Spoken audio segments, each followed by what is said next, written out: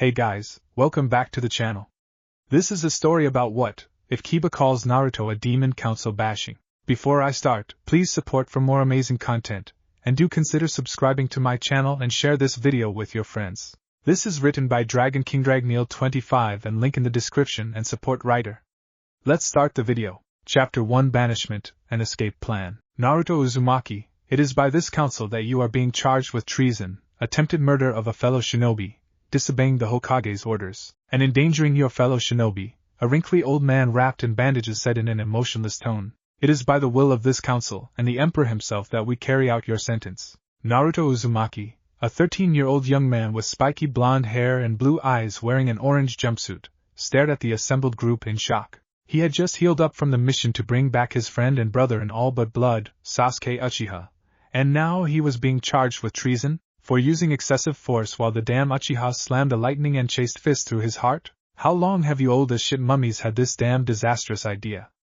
A buxom blonde garbed in green clothing demanded. Do you know just how badly Konoha will be affected by this? Naruto's the only reason we have all the connections we have. Believe me when I say that I'm as thrilled as you are, Hokage-sama, the man in bandages, Danzo said. Regardless, I find myself forced into this situation and deliver the verdict as it was dictated. If left to me, I'd take Uzumaki-san on and train. And yes, I'm well aware of all what Uzumaki-san has done for Konoha. That doesn't change the fact, however, the civilians of this village have worked against him despite this. The Hokage, Tsunade, couldn't deny that. Despite being a deplorable human being, Danzo always did what he believed was best for Konoha, as much as she hated to admit it. As if this child ever contributed to Konoha. A fat civilian scoffed, though it was obvious to everyone he wanted to say something else. Oh well, I can cite 3 different alliances that Naruto has helped us create, and or strengthen. A bored-looking man with black hair tied up in a pineapple shape yawned. The first is Nami. We have a trade agreement with them because of the kid. The son of the Yondaime Kazekage is good friends with Naruto after he kicked his ass. And most recently, our alliance with Yuki, which will be changing its name to Spring soon. That was all Uchiha-sama's doing. Another civilian snapped. I have mission reports that say otherwise. Tsunade growled. It doesn't matter, regardless, Danzo sighed. The civilians have sowed their crop. I'm afraid that we can only wait from them to reap it as well. Naruto was watching this all in shocked silence. He couldn't believe after all he'd done for this village, all he'd done to be seen, had it all been for nothing? Quit stalling and read the verdict. A pink-haired howler monkey howled at Danzo. Sakura's mother, Naruto could tell. He winced. After failing to bring back Sasuke, Sakura hit him hard and told him he was useless and pathetic and that she never wanted to see him again. It hurt worse than when Sasuke tried to kill him. Danzo sighed in irritation. Very well, he said with very carefully veiled anger. Naruto Uzumaki, we, the councils of Konoha, sentence you to stop the trial. Several voices shouted out loudly as the doors of the council hall were shoved open. Naruto's eyes widened as he saw 9 very familiar faces running into the room. Who dares disrupt this trial? A councilman screeched. Ino? A blonde shinobi next to the pineapple-haired man called out. Choji? A big-boned man with red hair shouted. Kiba! What is the meaning of this? A feral-looking woman with wild brown hair wearing a fur-lined overcoat demanded in concern. Hinata. Niji, a stern-looking man with long dark hair and blank-looking eyes said. Lee-san, Higurashi-san. To what do we owe your interruption for? Shino, why are you here? A tall man wearing a thick gray coat with a high collar and sunglasses asked monotonously. Shikamaru, Shikaku, the pineapple-haired man, groaned bored. Indeed. 9 of the rookie genin stood in the center of the council room, all wearing grim, determined looks as they walked towards Naruto. The shinobi council was in shock while the civilian council was fuming in anger. How did these gakis get in here? One council member shouted. Unbu. Throw them out. Anbu only listen to me, councilman. Tsunade growled. And they certainly will not.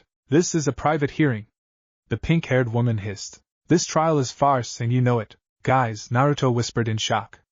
What are you? We heard you were on trial for failing to retrieve Sasuke. Naruto, Shino, a tall teen of Naruto's age, wearing a large overcoat with a high collar and sunglasses, said tonelessly. We were told that you may be executed. Like hell we're gonna let that happen. A wild-looking teen, Kiba, shouted. He wore a gray jacket with a fur-lined collar, and had spiky brown hair and 2 red marks on his face. His partner, a white Niken named Akamaru, yipped in agreement. How are you getting executed when you just did your job?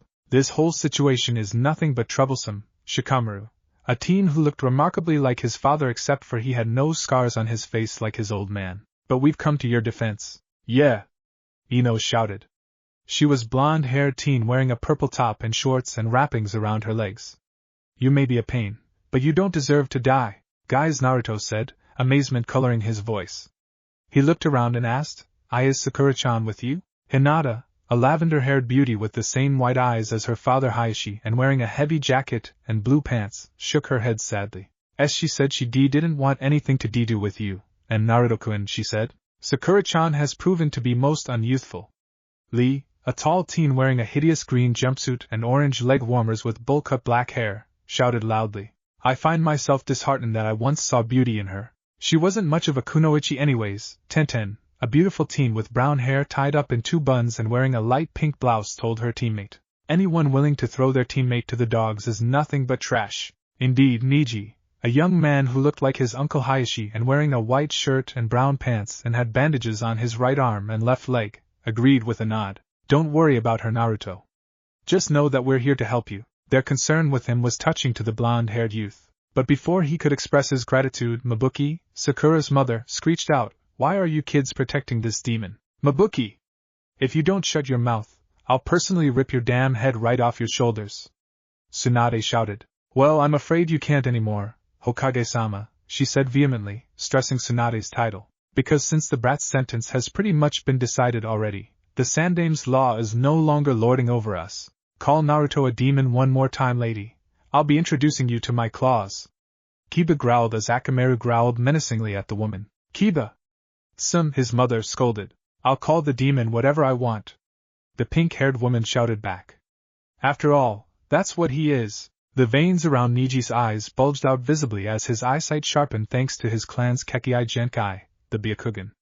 I don't see a tumor in her head, he mused. So, she must just be crazy. The rookies snickered at the serious-sounding diagnosis from Niji. Even Tsunade cracked a smile. Naruto looked like he was about to laugh out loud, and even Danzo found himself nodding at the statement. Mabuki was furious. You wouldn't be saying that if you knew the truth. A truth the Sandame kept from you since the demon was born. She screeched. Naruto paled at what she was implying. This silenced the rookies. What are you talking about? Tenten asked. Mabuki sneered. I find it odd that loyal Konoha shinobi like yourselves are defending the Kyuubi as adamantly as you are, she said with a nasty smile. Naruto paled further. The shinobi council scowled in contempt at the woman. Tsunade growled warningly at the woman but restrained herself, knowing it would do no good. Shikamaru's scowl turned into a furious glare as the other rookies lost it.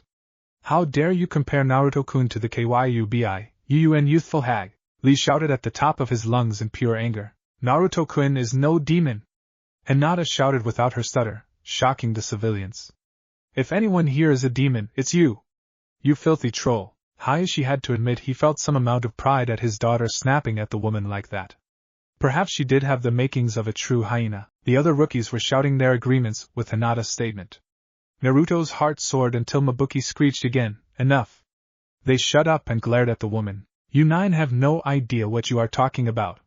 This child was born the devil incarnate, and you allow yourself to fall to your hatreds to believe such tripe, Danzo told the woman, making her turn to him and glared. What are you talking about? Choji demanded. On the day of Naruto's birth, Danzo said with a sigh, figuring it best to clear the air, the Yondaime didn't kill the Kyuubi. You cannot kill a mass of chakra. He instead sealed it into a newborn child. Naruto was that child. The rookies were silent, their shock easily seen on their faces. Teammate looked like someone had just said their clans were all massacred while teams 10 and 9 were all staring slack-jawed at Danzo. Naruto ducked his head. This was where they'd abandon him. Where they'd call him a demon and his dark thoughts were cut off by Hinata of all people. She struggled to stay calm, but it didn't work. At all. You ignorant sacks of shit, she screamed, freaking everyone who knew her. You honestly think Naruto is the Kyuubi because it's sealed inside of him? You heartless bastards! How can you people be so blind? Tenten shouted angrily. There's a difference between the kunai and he scroll it's sealed in, idiots! Niji's Byakugan flared back to life with a vengeance. So that's why Naruto never believed in fate. he hissed. He's had a curse seal like mine, only his was more powerful. You and youthful assholes! Lee shouted at the top of his lungs. I shall kick your ungrateful asses around Konoha 500 times for this. Naruto's not the Kyuubi! Choji shouted in anger. If he was, then why is Konoha still standing? So that's why Ino was shaking as she mulled over the information in her head. However, she was quite angry with Sakura before coming to the Hokage Tower, so she decided to focus on that and screamed, You're stupid Haruno-san. You hate Naruto because of something he had no control over? I honestly thought you were smart. Now I can see I was wrong. Honestly, I don't know what's more troublesome, Shikamaru said in a hard tone. You civilians and how you think Naruto's a demon which logically he cannot be, or how you can't see past your own prejudices to even do the required research to discover he could never be the Kyuubi. If you hate Naruto so much, then why do you still respect my clan? Shino asked calmly, but everyone could hear the clear anger in his tone. Naruto is, in a sense, the same as my clan. We both hold entities inside of our bodies, mine being bugs, and Naruto's being a fox made of chakra. Your irrational way of thinking quite frankly, is pissing me off. If you think we're gonna abandon Naruto because you can't see past his past, then you're dead wrong, you pink-haired bitch. Kiba shouted in absolute, carnal fury at Mabuki's attempt at alienating his friend, his pack member, in such a way. All for one, and one for all. Harm one of us, you deal with all of us. The rookies began to shout their agreements, chakra flaring dangerously as the genin moved behind Naruto in a silent show of support for the orange-clad shinobi. Naruto's eyes shined with unshed tears at his friends' support of him. He shook his head at them as he adopted a more serious mask and stood proudly in front of them. The now rookie 10 stood before the councils defiantly. The shinobi council members felt some sense of pride at their kids standing up for one of their own, and Tsunade smiled softly at the display. Mabuki, however, stared in shock. They now knew just why they were doing this, to be rid of the demon. Why were they still defending him? It boggled her mind. Why would anyone with sense stand up for this demon? Had he poisoned their minds? Just try and execute Naruto, assholes! Kiba shouted again. Because if you do, the rest of us are leaving Konoha for good. That had every head, even Naruto's, turned to the rookies in shock. The rookies themselves looked dead serious, not one disagreeing with Kiba's brash statement. Their parents stood up at this. Kiba! His mother exclaimed in shock. Choji, why? The big-boned shinobi's dad shouted out. You9 are serious, aren't you? Tsunade asked in shock. Dead. Serious, Niji said firmly. Danzo stared at the teens apathetically. You 9 truly embody Hiruzen's interpretation of the will of fire, he said. Uzumaki-san is incredibly lucky to have friends like you. The 9 didn't respond. I'm afraid, however, his sentence might be worse than execution. The 9 looked at him in confusion. Naruto Uzumaki is banished from Hai no Kuni, and never to return for the duration of his life. The gasps from the rookies had the shinobi council wincing, and Naruto himself paled. His chakra is to be sealed off and will need to be out of Hai no Kuni's borders in 3 weeks. Like hell's that's gonna happen? Kiba shouted, and suddenly the room was filled with smoke. Naruto and the council members began coughing excessively. Tsunade was also not unaffected. Suddenly, Naruto felt himself being pulled towards the door. Wadash! The doors slammed open and the teens ran out, Naruto in tow. Let's haul ass outta here! Kiba howled. Stop them! Mabuki shouted. Bring that demon back for its punishment. Anbu! Stop them from leaving the village! Tsunade ordered. If they leave, who knows what will happen to them? Hey! What's going on, you guys? What are you doing? Naruto demanded as he was dragged along by Lee. We weren't about to let you get killed, Naruto, Shikamaru told the blonde shinobi. So we devised a plan to get out of Konoha with you in tow. Turns out it was a better plan than we thought it was. Ino supplied. Why with the Kyuubi problem? Please don't bring up that topic at the moment. Lee shouted. I wish to get out of Konoha as quickly as possible. Thinking about how much I want to hit every civilian in Konoha will only make me want to stay. Lee's right. Shino agreed.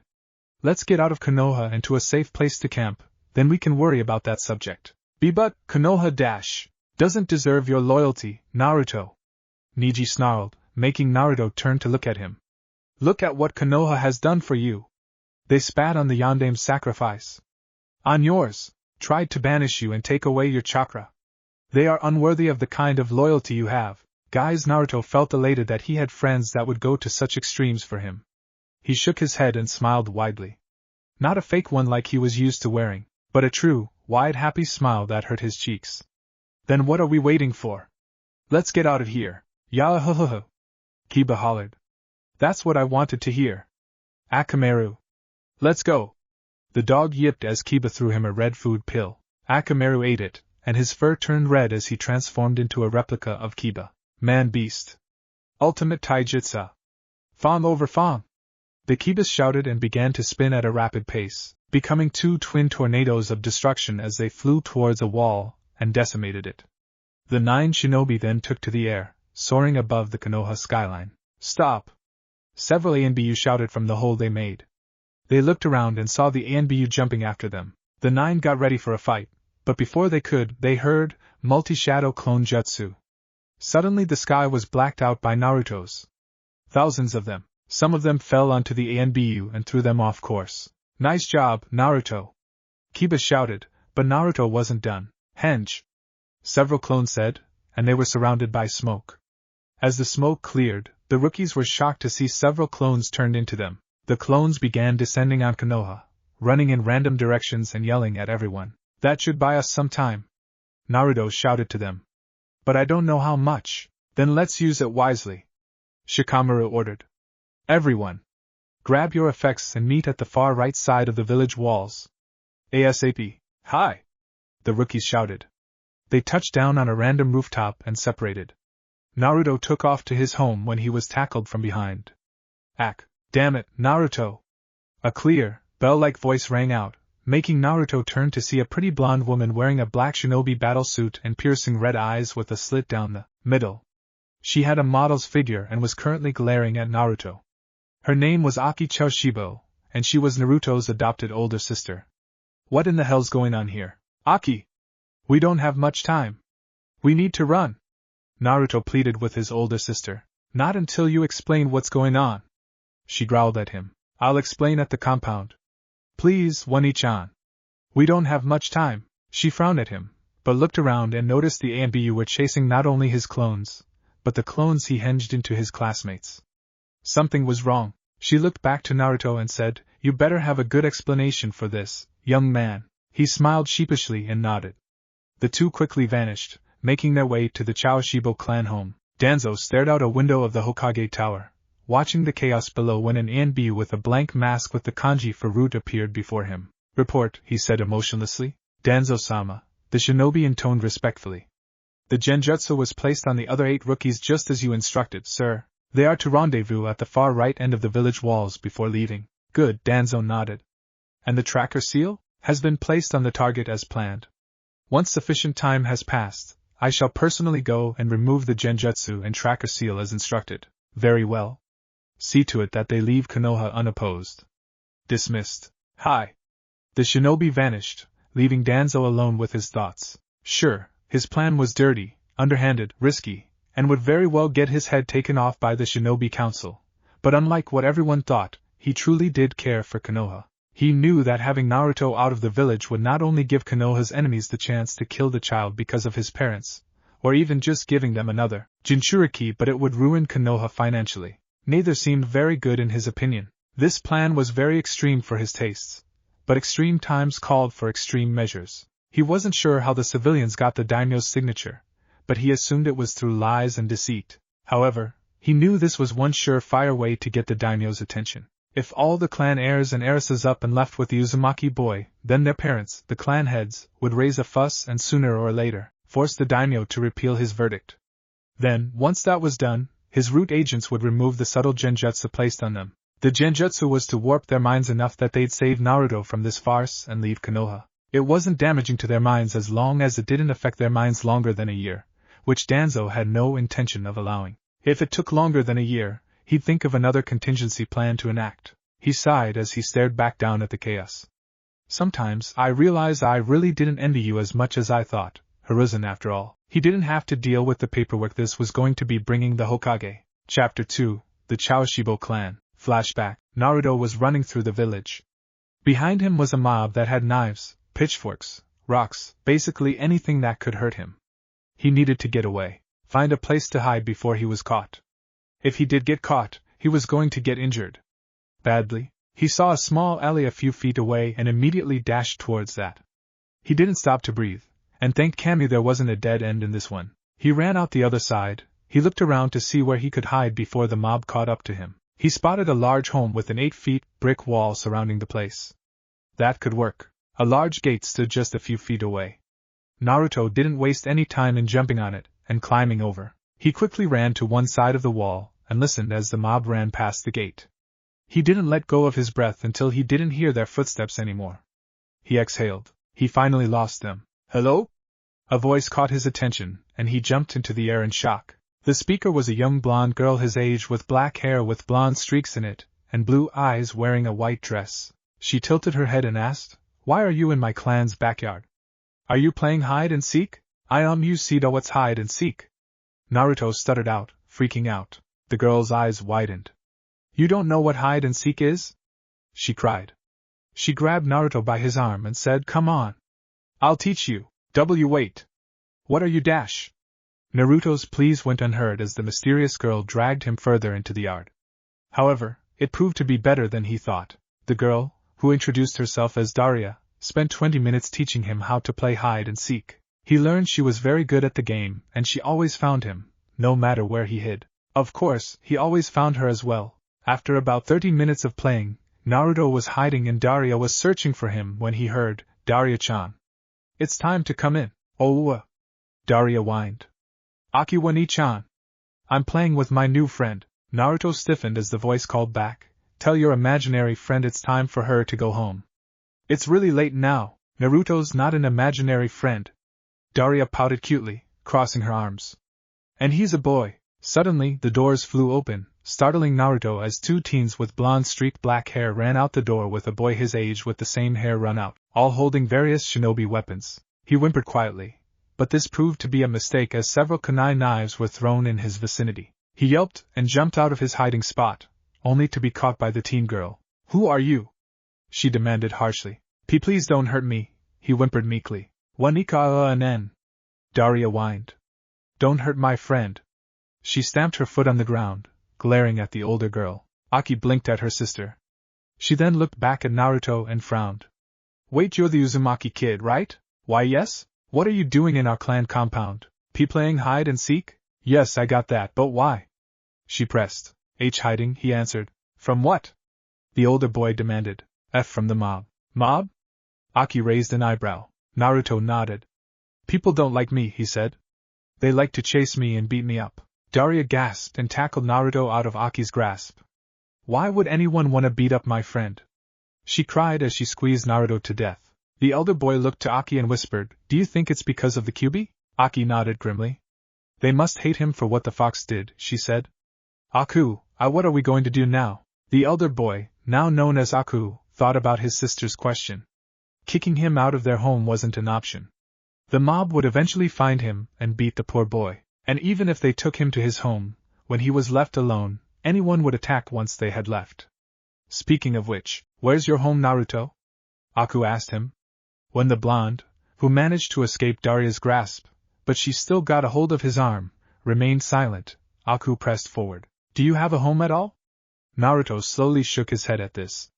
Aku sighed. He was afraid of that. "So how about you stay here?" Aku offered, causing Naruto, Aki, and the other boy to look at him in shock. "At least, until I can figure out where you can safe at. Saimai, can you and Daria show Naruto around?" The boy, now known as Saimai, gave him a questioning look, but nodded. "Sure, Aku."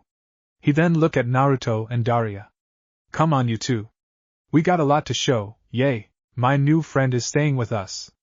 Daria cheered. Naruto, who was still shocked at the offer, yelped when Daria pulled him into the clan home, with Saimai following after them. When they went into the house, Aki spoke up. "Are you sure this is the right decision, Aku?"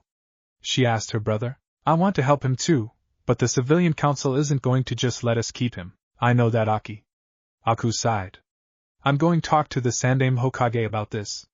See what he can do to help him, and if the civilian council tries to get involved, we'll do whatever we can to stop them from harming him." Flashback end. Naruto and Aki quickly got back to the Choshibo compound. Aki turned her blonde hair and red eyes back to black hair with blonde streaks and blue eyes. "You better not leave anything out, Aki warned Naruto. I won't. I promise, Naruto said to her. She nodded in approval before they went inside their home. They were greeted with Aku, Saimai, and Daria waiting in the living room. They all turned to the door when they heard it open. Naruto! Daria cried, and before the blonde whiskered boy knew it, the young girl tackled him in a hug. Are you okay? How bad did you get hurt? Let's get you to a hospital to find out, Naruto protested as Daria dragged him out of the door. I'm fine, Daria. Besides, I already went to the hospital, so I'm okay. Daria let go at that, but still looked very worried, while Saimai and Aku walk over to them. What the hell happened on the mission? Saimai bluntly asked. One of the ANBU told us to pack everything up for when you got back here. Tsunade-sama also told me something similar, after I got back from my own mission, Aku told him. She didn't elaborate on why. That's why Aki went to find you. Did something happen? Naruto sighed. It's a long story. A really long one. And we don't have a lot of time as it is. Then talk quickly, Aku said. So Naruto started in the beginning, as quickly as possible. His fight with Sasuke, only to end up with lightning in his chest. The trials set up by the civilian council, when the rookie 9 came to help him. And when he found out that they planned to banish him, there was various reactions. Saimai looked very pissed, his face red and teeth clenched. Aki was no better, a scowl formed on her beautiful face. Aku didn't show any expression, but the anger was clear in his eyes. And Daria looked downright distraught, before hugging Naruto tightly. Why does everyone want to hurt you? She cried out, burying her head into his shoulder. You never hurt anyone. You didn't do anything to them. More importantly, why weren't we informed? Aku asked, his voice taking an edge tone. You're a part of our clan, Naruto. We had every right to know that you were being tried. 'Cause they're idiots, that's why, Saimai hissed, clenching his fist. We've been helping their lazy asses, making sure this village is safe and protected, and what do we get? Our brother banished for doing his job. While I don't disagree with them being idiots, let Naruto finish, Aki said to him. I doubt that was all of it, considering there's several clones distracting the ANBU right now. Some of them Henges. Naruto sighed. My friends helped me get out of the room, Naruto told them. They all decided that they'll leave Konoha with me, and I made several henge clones to distract the ANBU, so they could what they. Naruto got up suddenly, eyes wide. Which brings me back to my original point, we need to get our stuff and leave. We got to meet them at the far right side of the village wall. Good thing we finished packing then, Aku said, nodding. He turned to his siblings. Everyone get your stuff and get ready to leave. Make sure you didn't leave anything important or personal. Saimai, you better go to your own team and see if they want to come with us. If we're going to do this, we will need all the allies we can get. Yeah, okay, Saimai agreed. Then he shuned to where his team could possibly be at. Aki, Daria, and Naruto, meanwhile, went to their rooms to pack their belongings. Aku, meanwhile, sat down on a recliner and let out a long-suffering sigh. I don't regret adopting you, Naruto, but damn is your life difficult. Those civilians were determined to get Naruto out of the village, weren't they? He felt anger at Sakura and Sasuke for abandoning Naruto. They were supposed to be his comrades. His friends. How could they abandon him like that? And for what? Petty revenge? A crush for somebody who doesn't even respect you. Oh, if you could see your youngest son now, Makoto Aku thought, thinking about his former mother figure. You would have been disappointed in him, but the anger disappeared when he thought about Naruto's friends. While he was glad those 9 are willing to stick up for Naruto, he was shocked to hear that they decided to leave the village with him. Where on earth did they come up with the idea? 'Cause he knew that all of them were loyal to Konoha, as well as their clan and or family. They wouldn't think about abandoning him. Did someone plant into their idea into their head? He heard footsteps coming to the living room, and saw Daria, Aki, and Naruto came in. He pushed away the thoughts in his head for now. He'd think about it later. You guys got everything? Aku asked them. Then he saw Saimai shun back into the house. And you told your team what happened? All of them nodded. I made sure Naruto and Daria got everything, Aki told him. I also got all of our clan jutsus. Aku nodded to her in appreciation. I also told my team what had happened and what we planned to do. They decided to join me. He then got a cocky grin. Of course, it wasn't a question that they would join an awesome guy like me. The twin brother and sister rolled their eyes while Daria giggled. Saimai had always been cocky, and that didn't change when he became a shinobi with Naruto. Alright then. Let's go. Aku let all of them out of their clan home. But when he opened the door, he was met with none other than the Godame Hokage. You need something, Tsunade-sama? So all 4 of you are leaving with Naruto, huh? It was more of a statement than a question. And Tsunade didn't look all that surprised. Aku nodded. We're not just gonna let them banish Naruto, Aku told her seriously. If he has to go, then we'll be going as well. We don't abandon our family, Tsunade-sama. Aki joined her brother. And Naruto is our family, ever since he entered into our home. Oni-chan. Oni-chan, Naruto thought to himself, tears returning to his eyes before he shook them out. Even though he was adopted by them years ago, their devotion to him made his heart soar. Tsunade nodded in understanding. I'm not going to stop you. Tsunade sighed. Besides, I doubt you would try to face me when you can use your Kekkei Genkai to get away. Aku nodded to that. The Chawashibo clan Kekkei Genkai was speed. When it activates, their eyes turn red and hair fully blonde. It increased their body's natural attributes, as well as make them incredibly fast. The drawback though was that if they keep using it regularly, it would cause them pain, from blurred vision and massive headaches, to their bodies seizing up in pain.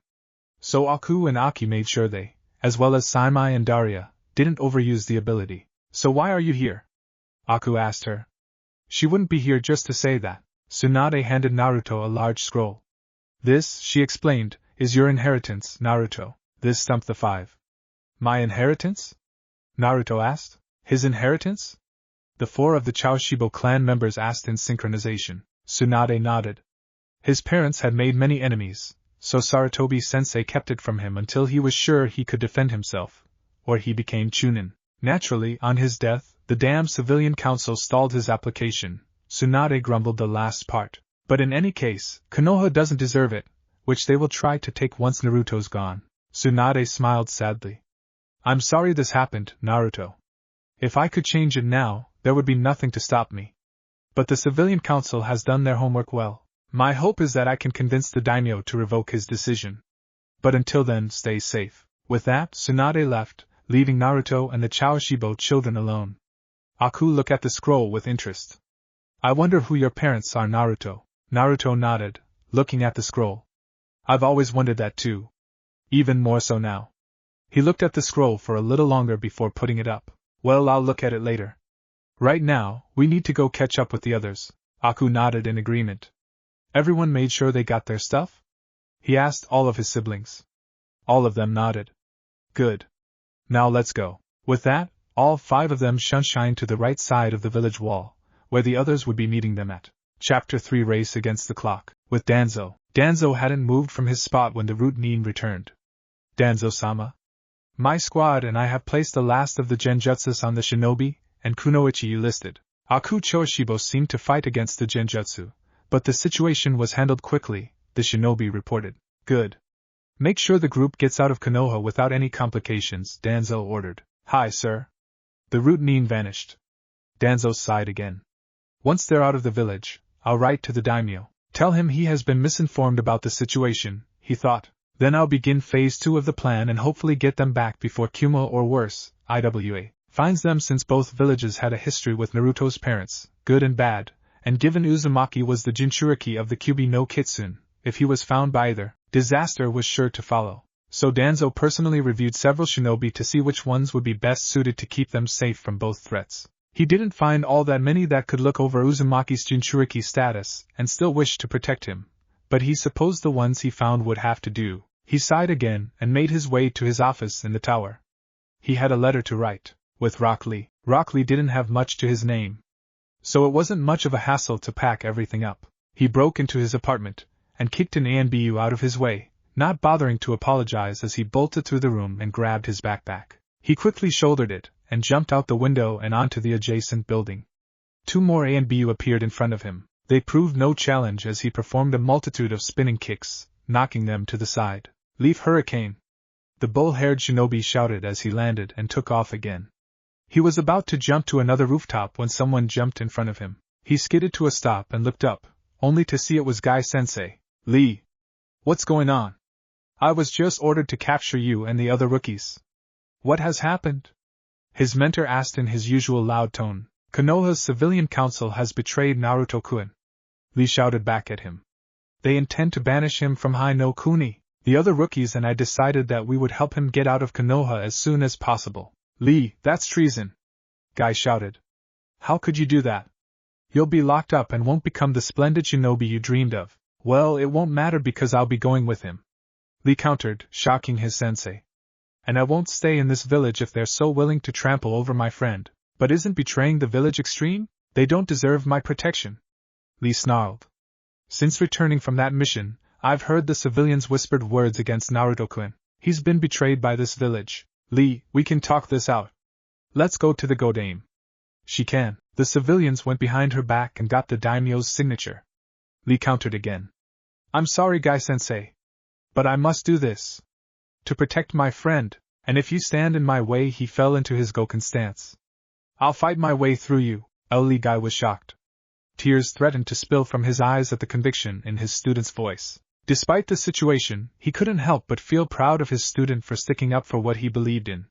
However, he was attempting to betray the village. Guy couldn't allow that. So, it was with a heavy heart that Guy sighed in misery and asked, You do realize, Lee, that as a jonin of Konoha, I cannot allow this to happen, right? I will have to stop you. I know, Guy-sensei, Lee said a little quieter. But it doesn't change the fact that I must do this. I'm sorry, Guy-sensei. So am I, my student, Guy said, and fell into the Goken stance as well, with Tenten. Tenten ran to her family's shop and furiously grabbed some last-minute essentials, shuriken, kunai, ninja wire, scrolls, medkits, etc. She raced into the back of the store and grabbed her backpack, which was weighed down with several storage scrolls already. She placed her last-minute essentials in another storage scroll and shoved it into her backpack. Shouldering it, she raced to her room whilst grabbing a picture frame on a bookshelf. Pausing, she looked at the picture. It was when she was 8, her parents on either side of her, all of them smiling happily in front of their new shop. Tenten sighed sadly. Her parents would have been ashamed of what has went on in Konoha since their deaths. Seals began to blare around her, startling her out of her reverie.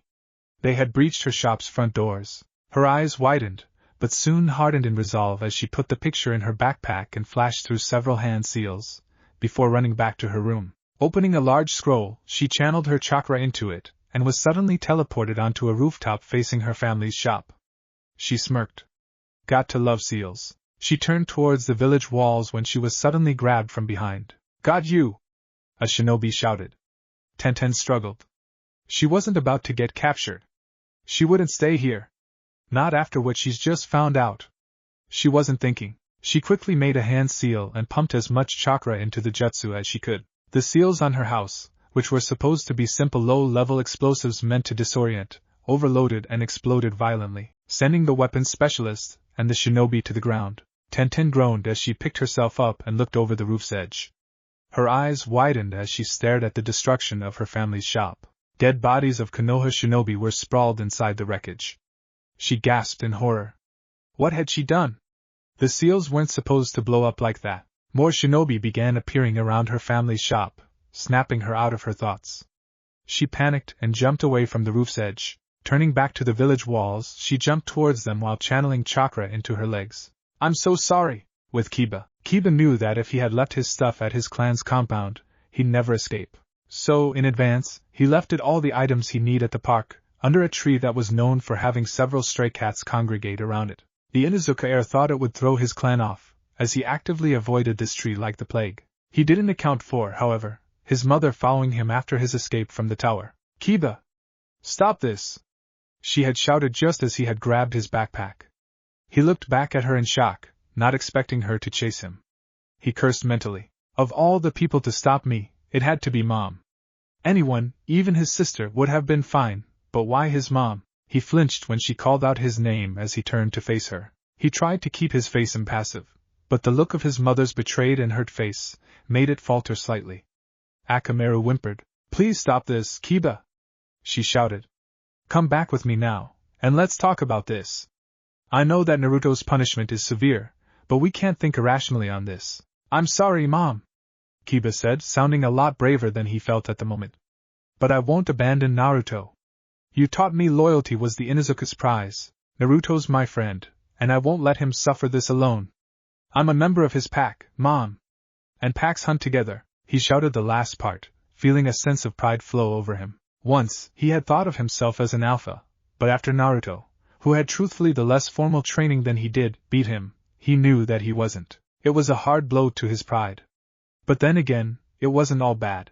If there was ever one person that Kiba would willingly allow to be the alpha of his pack, it was certainly Naruto. Even more so now, knowing why he was so strong. Tsum, meanwhile, was shocked, yet honestly proud of her son's resolve on the matter. She despised how Kushina's son was being abused and how he was being banished for doing his damn job, but as the head of the Inuzuka clan, she was forbidden from doing anything because of the councils. She tried to help Naruto out when she could, a clan member watching over him when he walked through Konoha, food when he couldn't afford it, whether it was because his stipend from the Hokage ran out or someone stole his money, new clothes when he was younger, things like that. Yet, here was another chance to help her best friend's son, but the cost was high, way too high. Her son was willing to throw everything away, his clan, his heritage, his family, all for the sake of his friend. Unbidden, Kakashi's motto rang through her head, those who break the rules are trash. That's true, but those who abandon their friends are worse than trash. Some bit her lip, her resolve breaking quicker than she expected it to. You don't have to worry about me, Mom. Kiba tried to be reassuring. I know what I'm doing. And I'll have the others to help. I have to do this. My new pack needs me. Sim's resolve broke a little more. But she held strong until Kiba spoke again, then her resolve shattered. I'll make you proud, Mom. I'll bring honor back to Dad's name. I promise. Kiba proclaimed. Sim stiffened visibly at the mention of her husband, and how he was hailed as a traitor, none never knowing, or never believing, he was innocent. Sim rushed forward suddenly, and wrapped her son into a tight hug.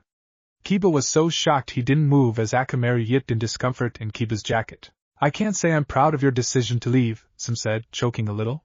But I can't be more proud of your resolve. You stand next to your pack with the same ferocity your father did. His mother's tears rolled onto his jacket, making him wince. He didn't like it when his mother cried. I wish it didn't have to come to this, she continued. But I guess it was meant to be. She pulled away from him and said, Go. He stared at her in shock. I've placed some things you'll need in your backpack. I won't stop you. Lord only knows why, but I just can't. She smiled at him and kissed his forehead. Stay safe, my son, and know that I love you greatly. Kiba looked at his mother with watery eyes. To get her blessing for his, admittedly crazy, plan to leave with Naruto was something he didn't ever think he'd obtain that. He gave her a wide, toothy grin, eyes closed. Kuramaru, Sim's Niken partner, chose this time to walk up to Akamaru and said, Take care of your partner, pup. This journey will prove to be a challenging one for the two of you. Akamaru yipped once, telling the elder Niken he understood. Sim nodded to Kiba, who nodded back and took off running, but before he even made it 10 feet from his mother, several shinobi, Anbu and members of his clan, jumped him and slammed him into the ground. Kiba! What are you thinking, you little shit? One of his clan members demanded. Place the chakra suppressors on him, stat. And Anbu said loudly, Wait! Stop! Sim shouted, but before she could help her son, an explosion near her disoriented her. She coughed as a large cloud of smoke flooded the area, even covering Kiba and the other shinobi holding him down. Kiba and his clan members began coughing and suddenly felt dizzy. What's with this smoke? An Inuzuka clan member coughed. I can't breathe, I can't see straight. Another shouted, Calm down. An Anbu shouted, but soon fell into a fit of coughing. Subdue the. Kiba took his chance to use the replacement jutsu with a fellow Inuzuka clan member and turned to run through the smoke. However, his vision became extremely blurry, and he discovered his nose was stopping up. All he could hear was a loud ringing sound. Blindly, he ran forward, stumbling as he tried to correct himself from falling. The shinobi tried to stop him, but panic began to seep into his consciousness, and he lashed out wildly, trying to ward off the attackers and exit the cloud of smoke. Kiba, stop! Just run! He heard his mother shouting, but it was far away. He almost didn't hear it. A black blur appeared at his side as he ran out of the smoke, and he wasted no time in slashing his claws the blur's neck. A wet, shlinking noise barely caught his attention as he saw the blur fall to the ground. Squinting hard in an effort to see, he made out a body on the ground, blood pooling around its neck. His insides froze. Did he just kill someone? Shaking his head, he looked again, hoping it was just a hallucination. When he caught the facial features of the body, he let out a choking gasp. The rapidly paling face of the woman in front of him, she had the red tribal marking of his clan. No! No, he thought in a panic and struggled to stay upright. Kiba! he heard his mother shout again. He paled and tried to look her way, but he stumbled into a tree, nearly falling over. He struggled to see, but he could just make out the horror on his mother's face. He flinched away from it and turned abruptly. "Kiba, wait!" Some shouted, struggling to gain her senses, but it was no use. Her son was gone. Meanwhile, in the foliage, a Routine watched silently. He had been there since Some showed up, and he had to act quickly to ensure she didn't stop him. A quick genjutsu did the trick, luckily. Then when the other shinobi appeared, he was a little too slow in throwing the smoke bomb, which had been custom designed with a special drug inside to disrupt the keen senses of the Inuzuka. As a result, Kiba Inuzuka was caught in the explosion, and was now stumbling to the rookie's meeting spot. Danzo-sama will need to be notified, he thought as he left to ensure the Inuzuka heir made it to the other genin. With Niji and Hinata, getting into the Hyuga clan compound would have been suicide for almost all the rookies. Expect, of course, if your name was either Hinata, Niji, or Naruto. Hinata and Niji were obvious, of course, and if you knew Naruto well enough, you'd surely believe he could.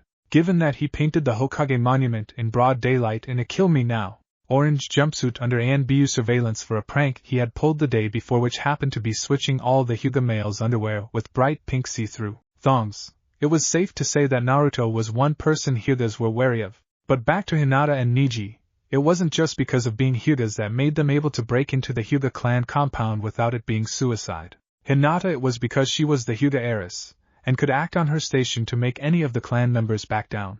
That was not mentioning she was quite vicious and slightly sadistic when you actually managed to piss the normally nice and polite girl off.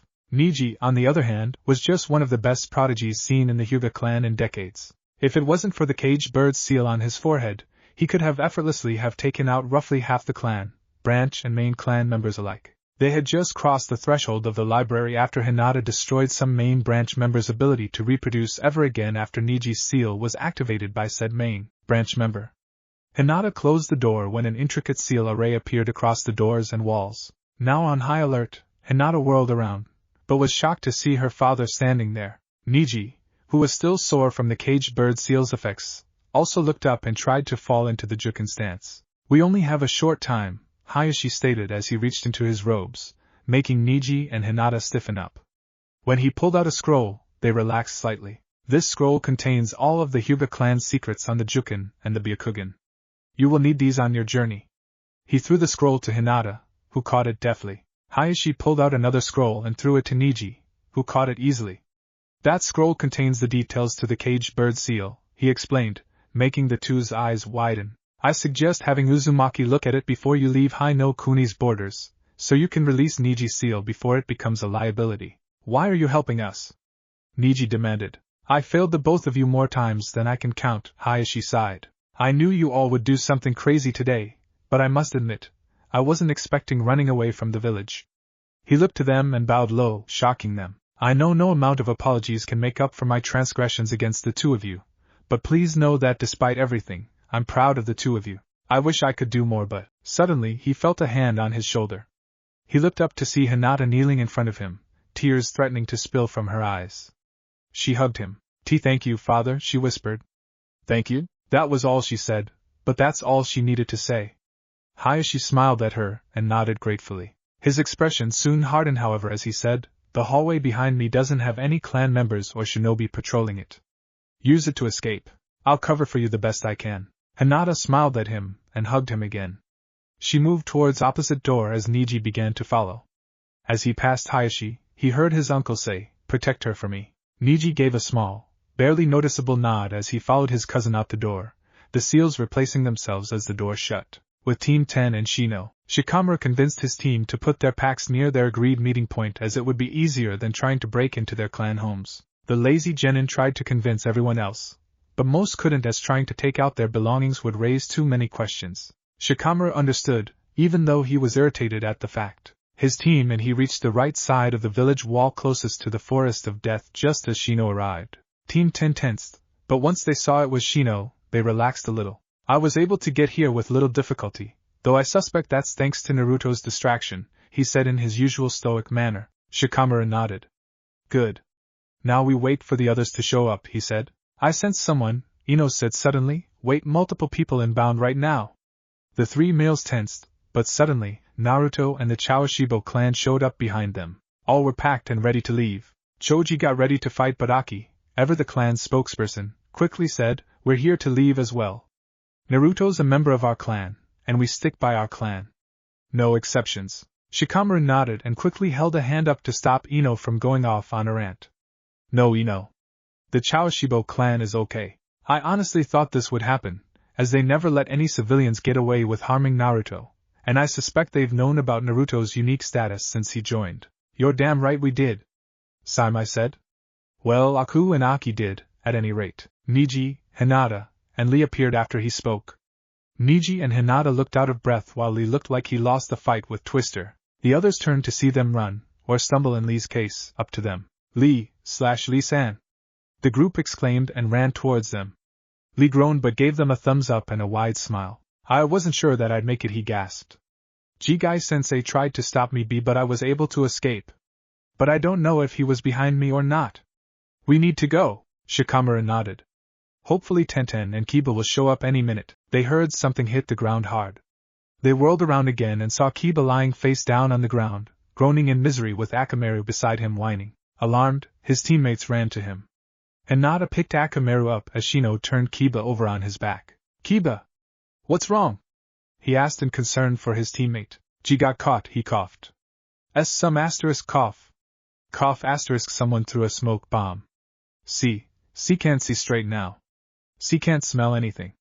Ears are ringing. Head hurts, Shino cursed.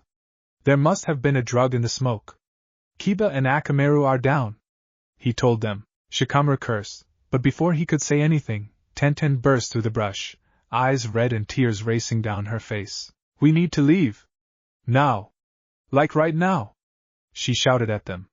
She was panicky, constantly looking over her shoulder and twitching periodically. Niji looked concerned. "Tenten, are you okay? We don't have time," she shrieked hysterically. Everyone was shocked at the outburst from the normally calm and collected Genin. "We need to move. I've got Shinobi on my ass. We don't have time for this." "Well, she's right about one thing," Aku said tersely. "We don't have time. Whatever you rooks are up to, best do it now." "There's an opening just behind those trees," Choji said, pointing to the aforementioned trees. "Kiba, Tenten, Lee, and I have chipped away at it enough that we now have an opening small enough that we can slip through, but we can only go one at a time." Aku nodded. "All right then. Shikamaru! This is your plan. I think you should make the next call." Shikamaru looked at the older shinobi in shock. "Your plan, your call. You get to see it to its fruition." Shikamaru was shocked for a moment, but he quickly nodded. "All right. Kiba's a liability at the moment, so he'll go after Naruto, who needs to get out first, not only for the sake of us getting him out of here, but because he's larger than normal chakra reserves will be able to help him hold off any shinobi that may find us." Naruto was going to protest, but after hearing Shikamaru's reasoning, he begrudgingly accepted. "Aku, you and your siblings will go last, as you four are the better taijutsu specialists out of all of us, and Lee looks to be in no condition to fight right now." The four nodded. "Now then, Niji, take." "Hey! Hold up!" someone called, making them all tense as 5 individuals shined into the area. 2 were Chunin wearing the Konoha standard uniform, and Naruto quickly identified them as Kotetsu and Izumo, Konoha's gate guards. Standing by them was Saimai's team, Tobiya and Yakumo Kurama. And beside them was Enko? Aku shouted. The purple-haired Kunoichi grinned. "You didn't think I was going to let you run away without me, did you, Aku-kun?" She purred seductively, making Aku's siblings snicker. Aku stayed strong though, not allowing himself to become flustered. "I assume you were there when Saimai was trying to convince his team to join this little bandwagon?" he asked. Enko grinned. "Yep. Best fucking decision I'm ever going to make. No one here besides you and your family like me, so it's cool." "Well, Kurenai might, but she has Asuma. She'll be fine. And we won't abandon Naruto," Kotetsu said, with Izumo agreeing. "We follow Kakashi's motto to the letter, so if we abandoned our friend now, we'd be worse than trash." Naruto smiled at them, happy there were others besides the other rookies in his clan that were loyal enough to leave the village for him. "We can't bring them," Ino shouted. "We've got too many people as it is now." "I don't think we have much of a choice," Niji stated, his Byakugan active. "We have shinobi about a mile away from us. They might find us if we don't hurry." "They're already here," Shino stated. "And they seem willing to leave with us." Best go while we are still under the radar. Aki shook her head, wanting to argue, but something told her it would be a waste of valuable time. Enough debating, she barked. They'll come, and if they so much as step out of place, I'll kill them myself. Is that agreeable? The rookies nodded fearfully. It was a well-known fact you didn't piss off Aki Chawashibo and stay in good health. Anko frowned, but it was Yakumo who spoke up. Who the hell do you think you are? She was silenced when Aki turned to glare at her.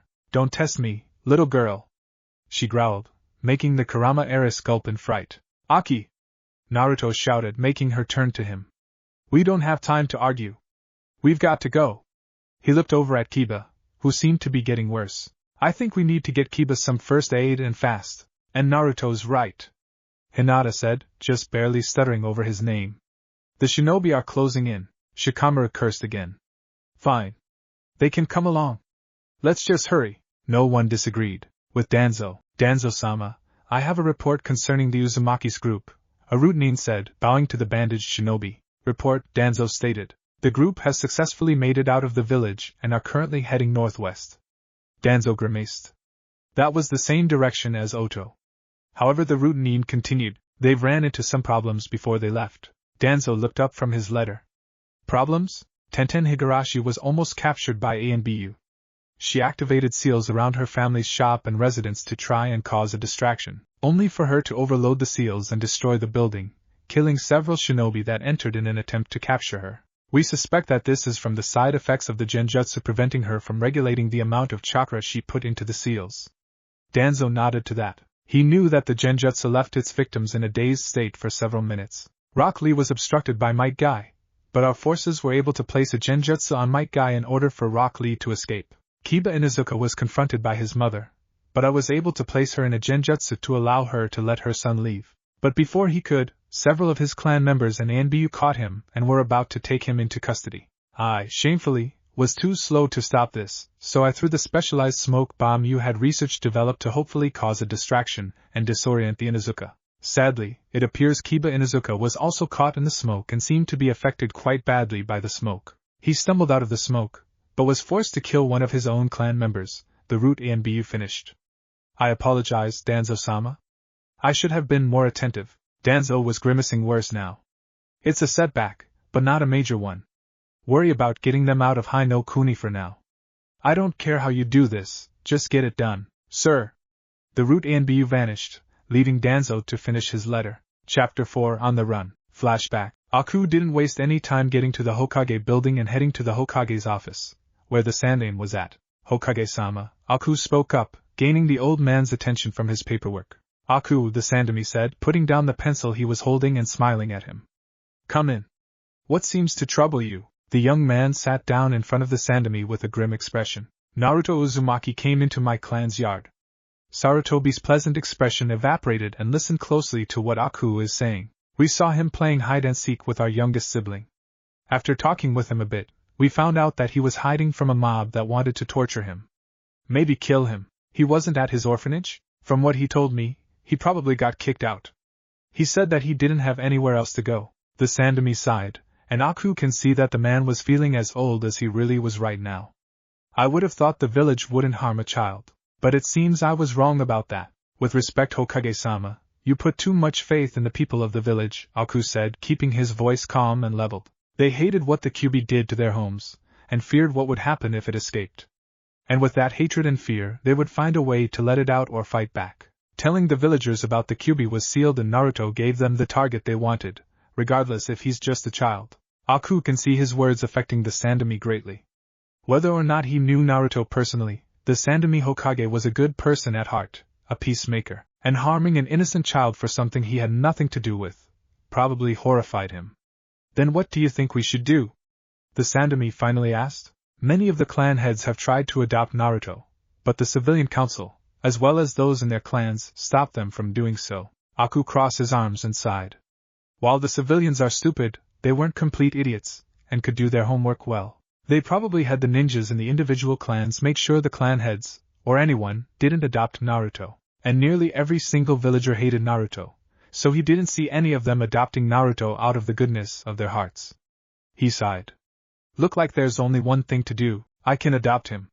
The Sandomi looked at Aku in shock. The only people in my clan now is my siblings and myself, so there isn't any chance of somebody stonewalling me from the inside. Also, there isn't a chance of anyone trying to make Naruto miserable, seeing that Aki and I don't hold a grudge about the Kyuubi's attack on Konoha, and my younger sister adores him right now. Aki smiled a little at the thought of his youngest sister. But what about the civilian council? The Hokage asked him. You know that they wouldn't approve of him, then why should we tell them? Aku countered. Let's just keep them in the dark about this. It isn't any of their business whether or not Naruto gets adopted. It's my choice, a choice I'm sure the rest of my siblings will support. The Sandomi considered the suggestion. But what about the missions you have to take? Don't forget, you're an Anbu of Konoha, as well as part of the Shinobi Council. Aku sighed. He, along with Itachi and Aki, graduated the Ninja Academy at a young age and rose through the ranks very quickly. That made him very busy most of the time, but even still, he still made time for his younger brother and sister. With that in mind, he spoke up again. I make time for my younger siblings, Hokage-sama. I'm sure I can make time for one more. The Sandomi stared at him, making sure that he was serious about this.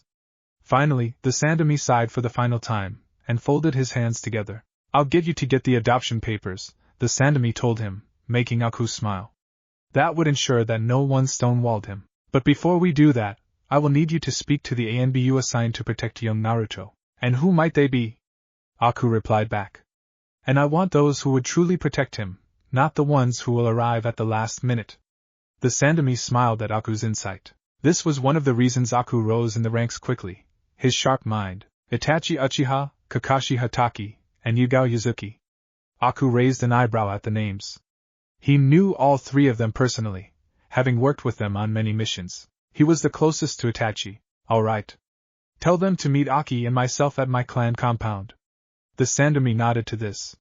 With that, Aku got up and went to the door. Before he left, the Sandomi spoke up. Thank you for helping Naruto, he said to Aku, and the young teen could hear the smile coming from that. I'm glad to see that there are those in the village willing to help him. Aku smiled. Not all of us are blind, Hokage-sama. Some of us can see a person for who they really are, he replied to him. And besides, I'm not the kind of person who would turn his back on someone who needs help. No one in my clan has ever done that, and I ain't gonna dirty its name by doing so. With that, Aku left to go back home, and wait for the ANBU protecting Naruto. Flashback end. The group of 20, if you count Akamaru, only went a couple of miles from the village until they had to stop, for several reasons. One is so that Lee can rest from the fight he had with Guy. 2 is so Hinata can heal Kiba and Akamaru from the drug they got hit with. And finally, is so that Naruto can help figure out how to unseal the caged seal on Niji. So the group set up a temporary camp, with Lee resting, Hinata, with Daria's help, healing Kiba and Akamaru, and Naruto working on the seal for Niji. Aku, Aki, Anko, Shino, Kotetsu, and Izumo keeping watch for any enemies, Konoha or otherwise. Never thought something like would happen, huh brother? Aki said, gaining Aku's attention. Leaving our clan home, leaving the village, and becoming rogue shinobi. Guess it shows how far we'll go for our family, blood or not. Aku smiled and nodded in agreement. Yeah. At least we're willing to help Naruto. There were so few people that would when we were kids. In fact, if he hadn't talked to the Sandomi about adopting Naruto, then the blonde would have been facing a lot by himself. And what do you think? Think we'll be able to succeed in this crazy mission? Considering that some of us here is crazy strong or crazy smart, I think we have a chance, Aki responded back. Aku sighed.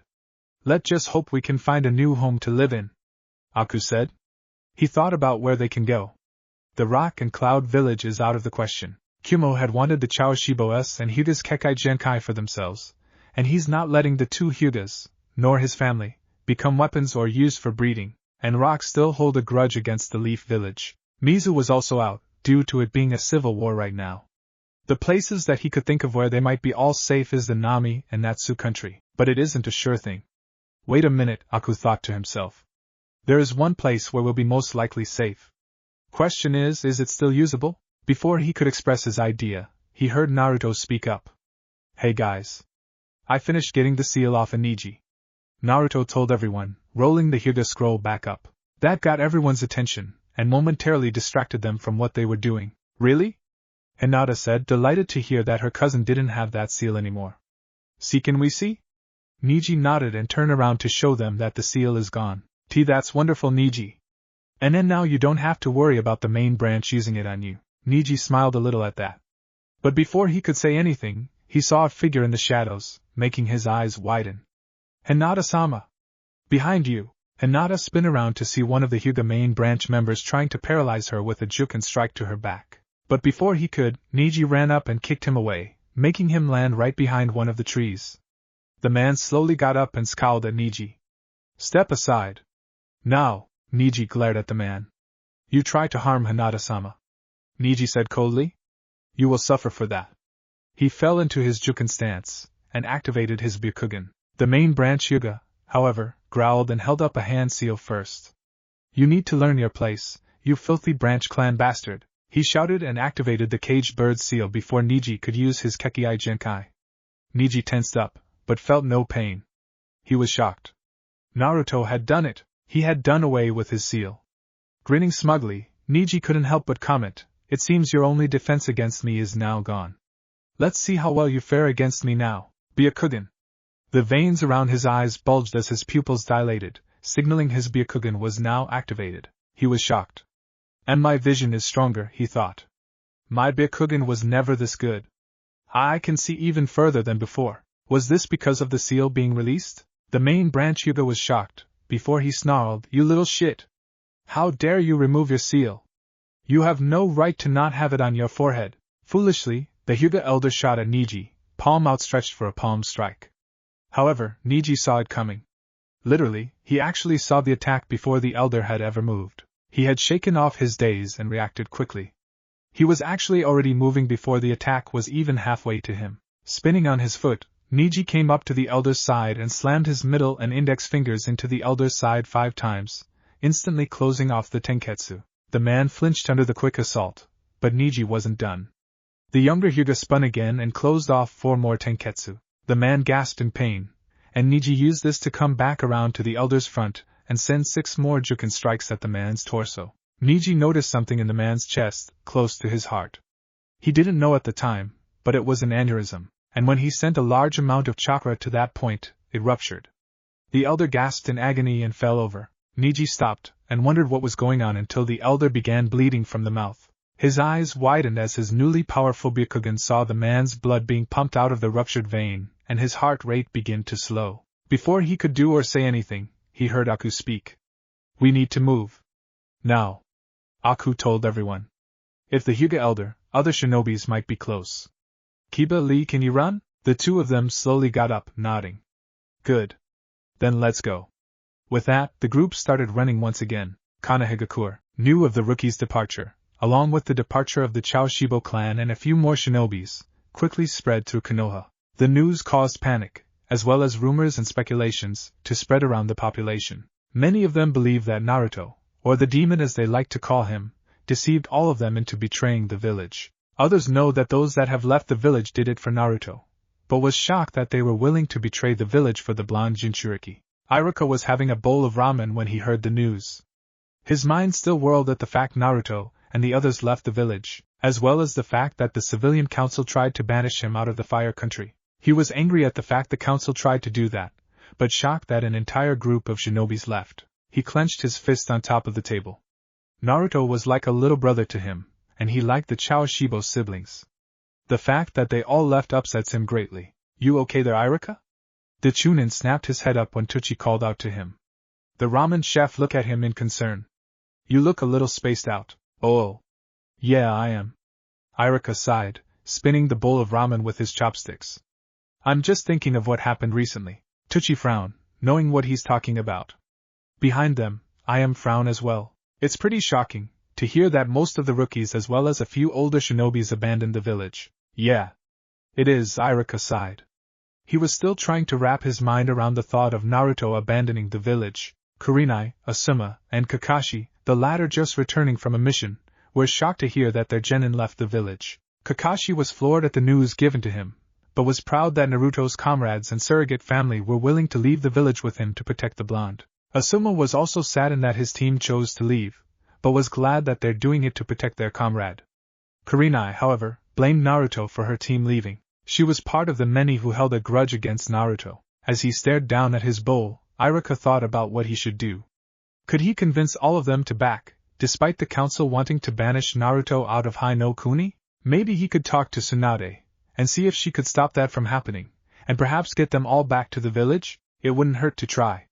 So with that in his head, he finished the rest of his food, paid for it, and left quickly. Outside of Konoha, the group was running at full speed, trying to put considerable distance between them, Konoha, and any nearby shinobi. Aku, Aki, Niji, Hinata, and Shikamaru are in front, leading, while Naruto is in the middle, and the Jonin as well as taijutsu fighters are at the back, Saimai, Lee, Kiba, Anko, Kotetsu, and Izumo. During their run, Aku and Aki noticed something about Tenten, Kiba, and Niji. The looks on their faces were all too familiar from those who had their first looks. Their looks were of guilt, distress, and/or horror. Aku sighed in frustration. This was possibly the worst time to think about something like that. Aku looked at his sister, silently telling her to talk to them. Aki nodded. Kiba, Tenten, Niji, listen! Aki called out, gaining the three's attention. I have a guess on what's on your mind, but for right now, stop focusing on it. Focus on the mission at hand. She's right, Aku spoke to help out his sister. You've got to think about your comrades right now. We can talk more about this when we set up camp. Aku saw the three of them closing their eyes for a brief amount of time. They nodded to the elder shinobi, though they still looked very upset. Aku smiled a little. That should do until they can set up camp somewhere. As he refocused all his attention back to the front, Hinata, who had her Byakugan on and was more focused than her cousin, spotted something. There's someone up ahead. Hiding in one of the trees. Hinata told Aku. The young man signaled everyone to stop, causing everyone to stop where they were at. Aki, ever the speaker of her family, spoke up. Whoever you are, come on out. Running away, or trying to attack us, won't do you any favors. They waited for a moment before someone slowly walked from behind the trees. The person was a 15-year-old girl, with short black hair and pink eyes. She was currently wearing the IWA shinobi outfit, consisting of a red long-sleeved shirt and flak jacket. Aku narrowed his eyes when he saw who she was. And just what is the granddaughter of the Tsuchikage doing here? Chapter 5 The granddaughter of the Tsuchikage. I'm not at liberty to discuss IWA business with Konoha scum like you, she said coolly. A few of the group took offense at her statement, but Aku held his hand up to silence them. Well, I can give you that, if it wasn't for the fact that you're so far into Hai no Kuni with no backup. And reports say that your grandfather isn't one to let you wander so deep into Konoha territory without at least 2 jonin escorting you. So tell me, what are you doing here? We're on a tight schedule and we can't afford to deal with you right now. Aki saw the girl flinch slightly, but decided not to call her out on it yet. Not until she had more information. The girl quickly recovered and narrowed her eyes at the group. Well, how about how you're heading to Iwa's borders with such a large company of shinobi? She shot back. IWA requires advance notice if such a large group of shinobi is heading to our borders. Then it's a good thing we're not headed to IWA. Naruto shouted at her. He looked to Shikamaru and asked, We're not, right? Shikamaru shook his head. No. We're heading this way as a diversion, then just before the border, we're following it northwest, he said strongly. A likely story, the IWA kunoichi sneered. What else would Konoha shinobi be doing this far out of their village if not for a miss? There they are! A voice shouted, interrupting the kunoichi. Suddenly, Konoha Nin appeared behind Aku and the group. Anko cursed. Damn it! Battle station's people! She announced before she herself was interrupted. I hear shouting! Over here! A voice shouted. Aki, who had kept her eye on the IWA kunoichi, was shocked to see the girl's eyes widen. Not in shock, but in terror. But before Aki could do anything, several IWA shinobi and kunoichi appeared behind the girl. Kuratsuchi-sama! One called out. We found you, and look at what else we found, another growled. Konoha shinobi, so you not only kidnapped the clan heirs, but are also consorting with IWA, demon brat? A Konoha shinobi shouted. You Konoha mutts thought you'd kidnap the Tsuchikage's granddaughter? Utterly stupid on your parts. They shouted. Tsuchikage-sama will not be happy about your little stunt, Konoha, as if we would fall for your lies, IWA rats. Another Konoha shinobi sneered. So you deny kidnapping Kuratsuchi-sama? Well, I will break you soon enough, another IWA kunoichi snapped. Kuratsuchi's face, unnoticed by all except Aki, went pale as a sheet at the mention of the TI department's name. Enough of this!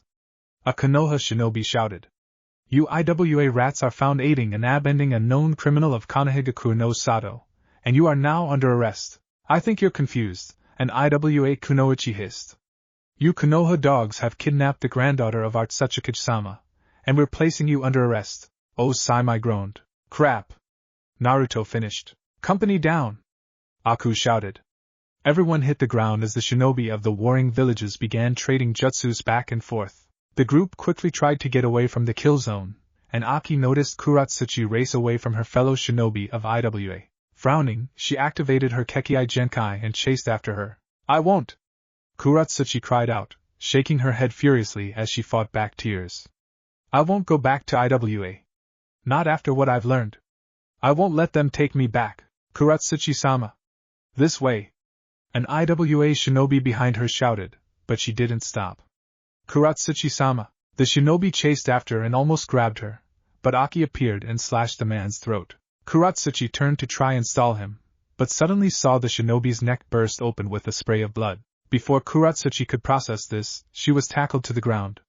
She tried to look up but only saw a blonde-haired red-eyed woman glaring at her. You almost got my family killed, she hissed, making the Iwa Kunoichi stiffen up.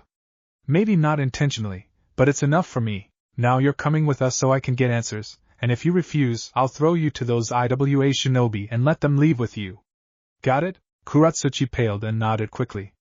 Aki nodded and picked her up violently. Now move! She hissed.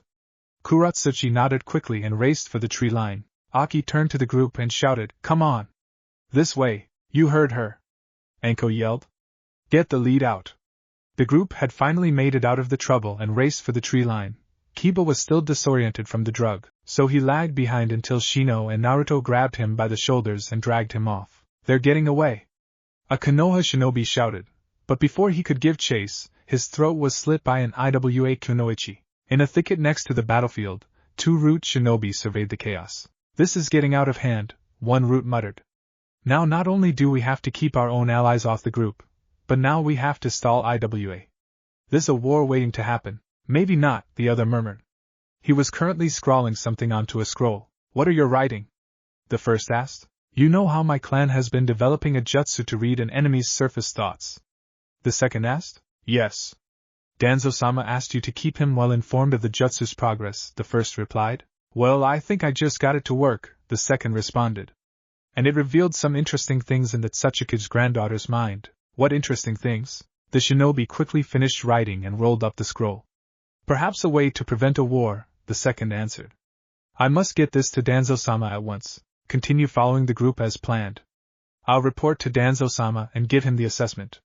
This is of the utmost urgency. Yes. The group had finally caught up to Aki, and were surprised at her tag along. Hey! Kiba shouted, still held between Shino and Naruto. What's the Iwa bitch doing in front? She's coming with us so I can get answers as to why she almost got us killed. Aki answered curtly. Isn't that a bit extreme, Aki? Saimai asked. No, it isn't. If it's any consolation, Mutt, I don't like the situation either. Kuratsuchi snapped back. Why you? Enough! Aku shouted. Now's not the time for this. We're already in hot water. She was seen with us. Not having her with us would be worse if Iwa found us again. Aku is right. Anko shouted back. She's, for all intents and purposes, our hostage as far as Iwa's concerned. Best to have her near us, to try and get out of another mess with Iwa, than to not have her and be forced to fight them. Yeah, well, bring 'em on. Naruto shouted. No one hurting my friends while I'm on duty. You think you can take on Iwa's best, you blonde rat? Kuratsuchi asked snidely. You're obviously delusional. No one can take on Iwa's best. Our Yondaime did. And if Iwa tries to hurt my friends, not even the Biju would stop me from protecting them. Naruto shouted back at her. So you're delusional and suicidal? I knew Konoha was crazy, but this is absurd. Look, Lady Dash. Naruto, enough. Aku barked. Naruto shut up instantly, though he looked rather put off about it. Aku turned to the Iwa Kunoichi and said, I'd recommend you try and be a little nicer. After all, you are in the presence of Iwa's enemies who also hold your life in their hands. Kuratsuchi scowled, but didn't bother answering him.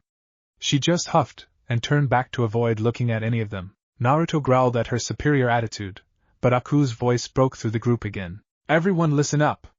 We've got no time now. We need to get out of Hai no Kuni pronto. After that, Konoha will be forced to stop chasing us and return to Konoha for further instruction or until Tsunade-sama bans us missing Nin. So haul ass, and let's get the hell out of Dodge, Konoha, Danzo-sama. The Root Nin exclaimed as he breathlessly knelt before his boss. He had pushed himself to his absolute limit to make it back to Konoha as fast as he did. Danzo had been merely rereading his letter to the daimyo when the Nin came in, and calmly raised his eyebrow. Report. Sir, the group had made it to the halfway point as scheduled, but ran into a very big snag, the shinobi responded. Danzo stood straight. Very big snag, he quoted. He didn't like that. They came across the Tsuchika's granddaughter at the halfway point, sir. Really don't like that. Danzo narrowed his eyes at the shinobi. Continue. Some words were exchanged, then Konoha Nin arrived on the scene just as IWA forces arrived as well, presumably to retrieve the Tsuchika's granddaughter. However, she seemed spooked at their presence, and actively ran from them. Danzo was intrigued by this. Aki Chawashibo caught her and demanded answers from her, so she dragged her along with the group. Danzo suppressed a groan. Anything else? I tested my clan's newest jutsu to read surface thoughts on the Tsuchika's granddaughter, sir, and discovered this. He handed Danzo the scroll he wrote on. Curious, Danzo took the scroll and opened it. He read over the contents, and he felt his eye widen. He reread over the scroll multiple times before he began chuckling. Well, it appears IWA isn't as spotless compared to us as they boast, he said, a dark smirk making its way across his scarred face. Is there any way you could use this to prevent war between us and IWA, Danzo-sama? The shinobi asked. Oh, I think I can work with this, the one-eyed shinobi chuckled. It would appear, however, that I am in need of Tsunade's assistance on the matter. Return to your post, and inform me when the group has left Hai no Kuni. What of the Tsuchika's granddaughter, sir? The group is much safer with her present than they are without her at the moment. She'll be counted amongst the group until something else comes up. Yes, sir. The shinobi vanished, leading Danzo to chuckle one more time before he left for Tsunade's office. He had a war to prevent, after all. Chapter 6, High Tension. Flashback. So, how did the meeting with the third go? Aki asked when Aku got back home. The male twin sat on one of the couches before speaking. Seeing that no civilian is willing to adopt Naruto, and the clan heads are getting stonewalled by the civilians and their own people, we're adopting Naruto. Aki's eyes widened at this. Wait, we're adopting him? Are you sure about that? Aki questioned. You already have so many responsibilities right now, Aku, and Saimai and Daria are handfuls as it is. I know. But one more can't hurt. And it's not like we're lacking room, Aku countered calmly. Plus, he needs help. We're one of the few who don't hold a grudge against him, and the only ones who haven't gotten stonewalled yet. Aki sighed. If it wasn't for the fact that her brother thought these things thoroughly before making a decision, she would have accused him of being soft. Still though, what about the civilians and shinobi? You know they might try to target us, and as soon as they do, they are going to regret it. Aku said seriously. Then he smiled slightly. Besides, I know that as soon as they try to hurt any of us, you are gonna bring that pain back 1,000-fold. Aki snorted. Out of the entire kunoichi population in Konoha, she quickly became known as the one you do not want to piss off. Well, when you put up a good argument, I don't see any reason not to keep the kid with us. Daria-chan seems attached to him already. Yeah, that's what I thought too. Aku said, his smile getting a bit bigger. Aki returned it with a grin of her own. By the way, we'll need to make sure that Saimai, Daria, and Naruto are in bed in a few hours. A few A and BU are going to be here, those that protect Naruto. Who? Kakashi, Yugao, and Itachi. Aki perked up at the mention of Itachi, and a small blush appeared on her face. Aku noticed that and smirked. He was very aware at the crush Aki had gained for the Uchiha. Don't worry, Amato. I'm sure you'll have time to talk with your crush. Aki blushed even more before looking away and letting out a huff. Shut it, Aku. And besides, you're only a few minutes older than me. Aku chuckled in response before getting up. All right. Let's check up on the three, then prepare for the meeting. Flashback end. Soon, the sun began to set. When they were 3/4 the way to their destination, as well as found a good area to rest, Aku and Aki had everyone take a small break. While he knew the Konoha shinobi, and possibly Iwaz, would be looking for them, he knew that they could only run for so long before passing out in exhaustion. They needed to rest and get back their stamina for the rest of the trip, in case anything else happened. Plus, the fact that the two shinobi factions got distracted by fighting one another helped matters. Now, the group was resting up, with Hinata and Aku fixing some rice balls for a quick bite for the group. Aki and Anko had their eyes on Kuratsuchi while Kotetsu and Izumo were keeping watch. Everyone else was sitting down and waiting for the food. Alright then. After we all eat, we should continue towards our destination. Once we get out of Hinokuni, we'll find a place to sleep and recuperate our strength fully, Shikamaru instructed, getting nods all around. Aku turned his eyes to Kuratsuchi. And after we get out of the country, we're going to talk. Kuratsuchi grunted, but didn't do anything else to show her displeasure. By the way, why are you all running anyway? Or am I the only one that has to answer any questions? Aki sent a questioning look to her brother, to which he shrugged. I don't see the harm in telling her. From the looks of it, she won't be reporting to her village anytime soon. Aki nodded and sighed. The reason we all left was because the council of the Leaf Village decided to exile our brother, the blonde over there, from Hinokuni, she explained, causing Kuratsuchi's eyes to widen. None of us were going to allow that to happen. So the rookies here got him out of that farce of a trail, and we all gathered up to get out. Kuratsuchi raised an eyebrow. Why? Why would you all go to such lengths for him? She asked snidely, jerking her head towards Naruto, who stiffened in annoyance. He's our friend, Lee said with a tone, and I'm not sure how IWA does things, but Konoha Nin, at least the good ones, don't abandon one of their own, Ino said tonelessly. Then why did they banish him? The IWA, Kunoichi asked. Bureaucratic nonsense, Saimai snapped. Because he tried his damnedest to bring back the last loyal Uchiha and failed. He scoffed. Idiots wanting a traitor back. Konoha's civilian council is a backwards and more crooked than a snake, which says a lot because I've met Orochimaru. Okay, but why him? None of your business, Hinata snapped. She wasn't liking this girl's tone, and the day's events were pushing her already thin patience to the limit. Hey, I just asked a question. It's because they think I'm the QB, Naruto said. Everyone looked at him in shock. It's because I hold the QB inside of me, and the civilians were afraid of me. She looked shocked for a moment. Heck, Naruto was shocked as well.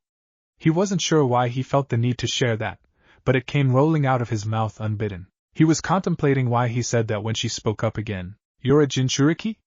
Then why the hell are you defying your village, damn it? What the hell are you talking about, brat? Anko demanded. He's a Jinchuriki. He's a weapon for his village. He should just take what his village says and do it.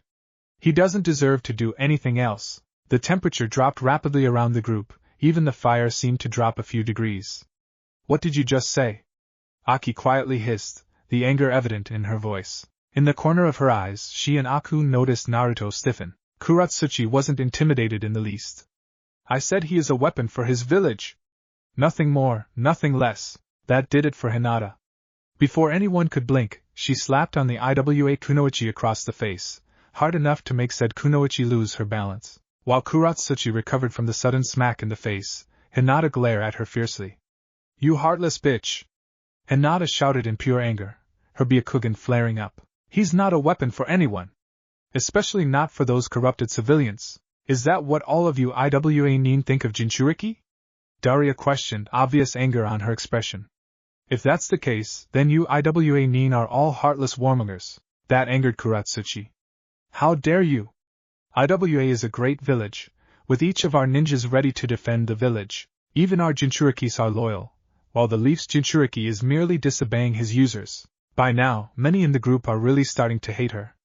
The group's more hot-headed and temperamental shinobi, as well as Hinata, looks ready to tear her apart, while the calmest of the group merely look very pissed off. Naruto himself was shaking in pure fury. Luckily, before anyone could try and kill her, Aku spoke up. If that was the case, if IWA is as great as you say, along with the shinobi, why are you running? That shut Kuratsuchi right up. Aku gave her a stern glare. You're on thin ice, Kuratsuchi. The only reason I'm not throwing you to the wolves is because we need you, for right now. And you need us. But there isn't anything stopping us from restraining you. Best remember that. Kuratsuchi felt her blood ran cold, especially when looking into Aku's eyes. It was a look colder than ice. Fine, she spat, turning away so she wouldn't show any fear. Aku nodded. All right. After that, he quickly finished the last rice ball. Everyone come and get a rice ball. We leave after we finish eating. The former Konoha Nin nodded eagerly and grabbed a rice ball. Hinata and Aku were well known for their cooking skills, and a meal from the both of them together was something they wanted to try. IWA, what? The Tsuchikage, Inoki, shouted at the news his two shinobi gave him. He was just told that his granddaughter was kidnapped by Konoha Nin, and he was immediately infuriated. Are you sure? One of the IWA Nin nodded. Yes, I'm sure. We saw her surrounded by a large group of Konoha dogs. We attacked, and Kuratsuchi tried to escape from them, but one of them recaptured her. A large group of them ran away while we were fighting the rest. The Tsuchikage growled, his hands clenching into fists. Those damn Konoha shinobi. It's bad enough they killed many of our shinobi in the war, now they kidnapped my granddaughter? I'm not going to let this slide. Do you want us to continue our mission, Lord Tsuchikage? The ninja asked his leader. Anoki nodded. Those Konoha shinobi are not going to stop us from getting my granddaughter back. Rejoin your group at once, and maybe try to capture one of the Konoha shinobi. I will break through them. The two rock Nin grinned darkly at this and nodded before they shined out of the room. After they left, Tsuchikage scowled to himself. Those whippersnappers have made a fool out of us for the last time. Time to show the might of IWA once again. And promptly, his back broke once again, causing his face to twist in pain. Ah! My back! With Tsunade. They what? Tsunade shouted, slamming her hands on the table. Are you serious, Danzo? The man nodded. Once he got into Tsunade's office, he began to tell her about what happened. I'm very serious, Tsunade. Our Nin and Iwas fought one another, while the group escaped, bringing the Tsuchikage's granddaughter. Tsunade groaned. As if we didn't have enough to deal with. First several heirs and heiresses of different clans run off, not mention a few more of our own, and now we have to deal with a possible war. We might be able to avoid the latter, Tsunade. Danzo suggested. That caught Tsunade's interest. How do we suppose we do? Tsunade questioned. Wordlessly, Danzo pulled out a scroll and gave it to Tsunade. When Tsunade read it, her eyes widened in shock and horror. This is barbaric. Where on earth did you get this info, Danzo? Does it matter? Danzo rhetorically asked. Either way, this will stop any war brewing between us and IWA, if they don't want this information getting out. Tsunade nodded. For once I agree with you. Tsunade said, rolling up the scroll. Assuming that the info you got is trustworthy, we can send a letter to the Tsuchikage about this, and stop any war from brewing. I can assure, this info is indeed trustworthy. Danzo assured. You know as well as I do that I don't give any information that isn't 100% true. Tsunade sighed. Despite Danzo's questionable methods, she couldn't deny that. Very well then. Once I finish this damn paperwork, I'll start on that letter. Tsunade said. Danzo nodded before getting up and leaving the room. Not soon after, Shizen entered the room. Is there something you need, Shizen? Yes, milady. Irika want to see you. Tsunade wasn't surprised at this. She expected him to come here.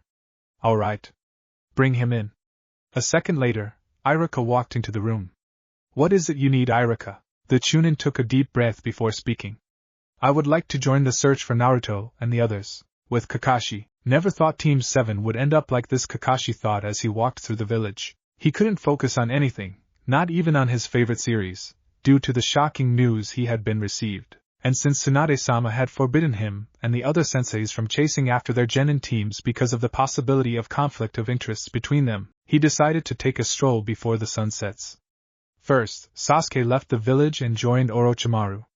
Now, Naruto left the village to escape banishment. Can't blame him for that though. He was glad that Naruto's adopted family, along with the rookies and other shinobi, stood by Naruto's side and helped him. While it was odd that all of them were willing to leave their families to save him, he was glad that they were not abandoning their comrade.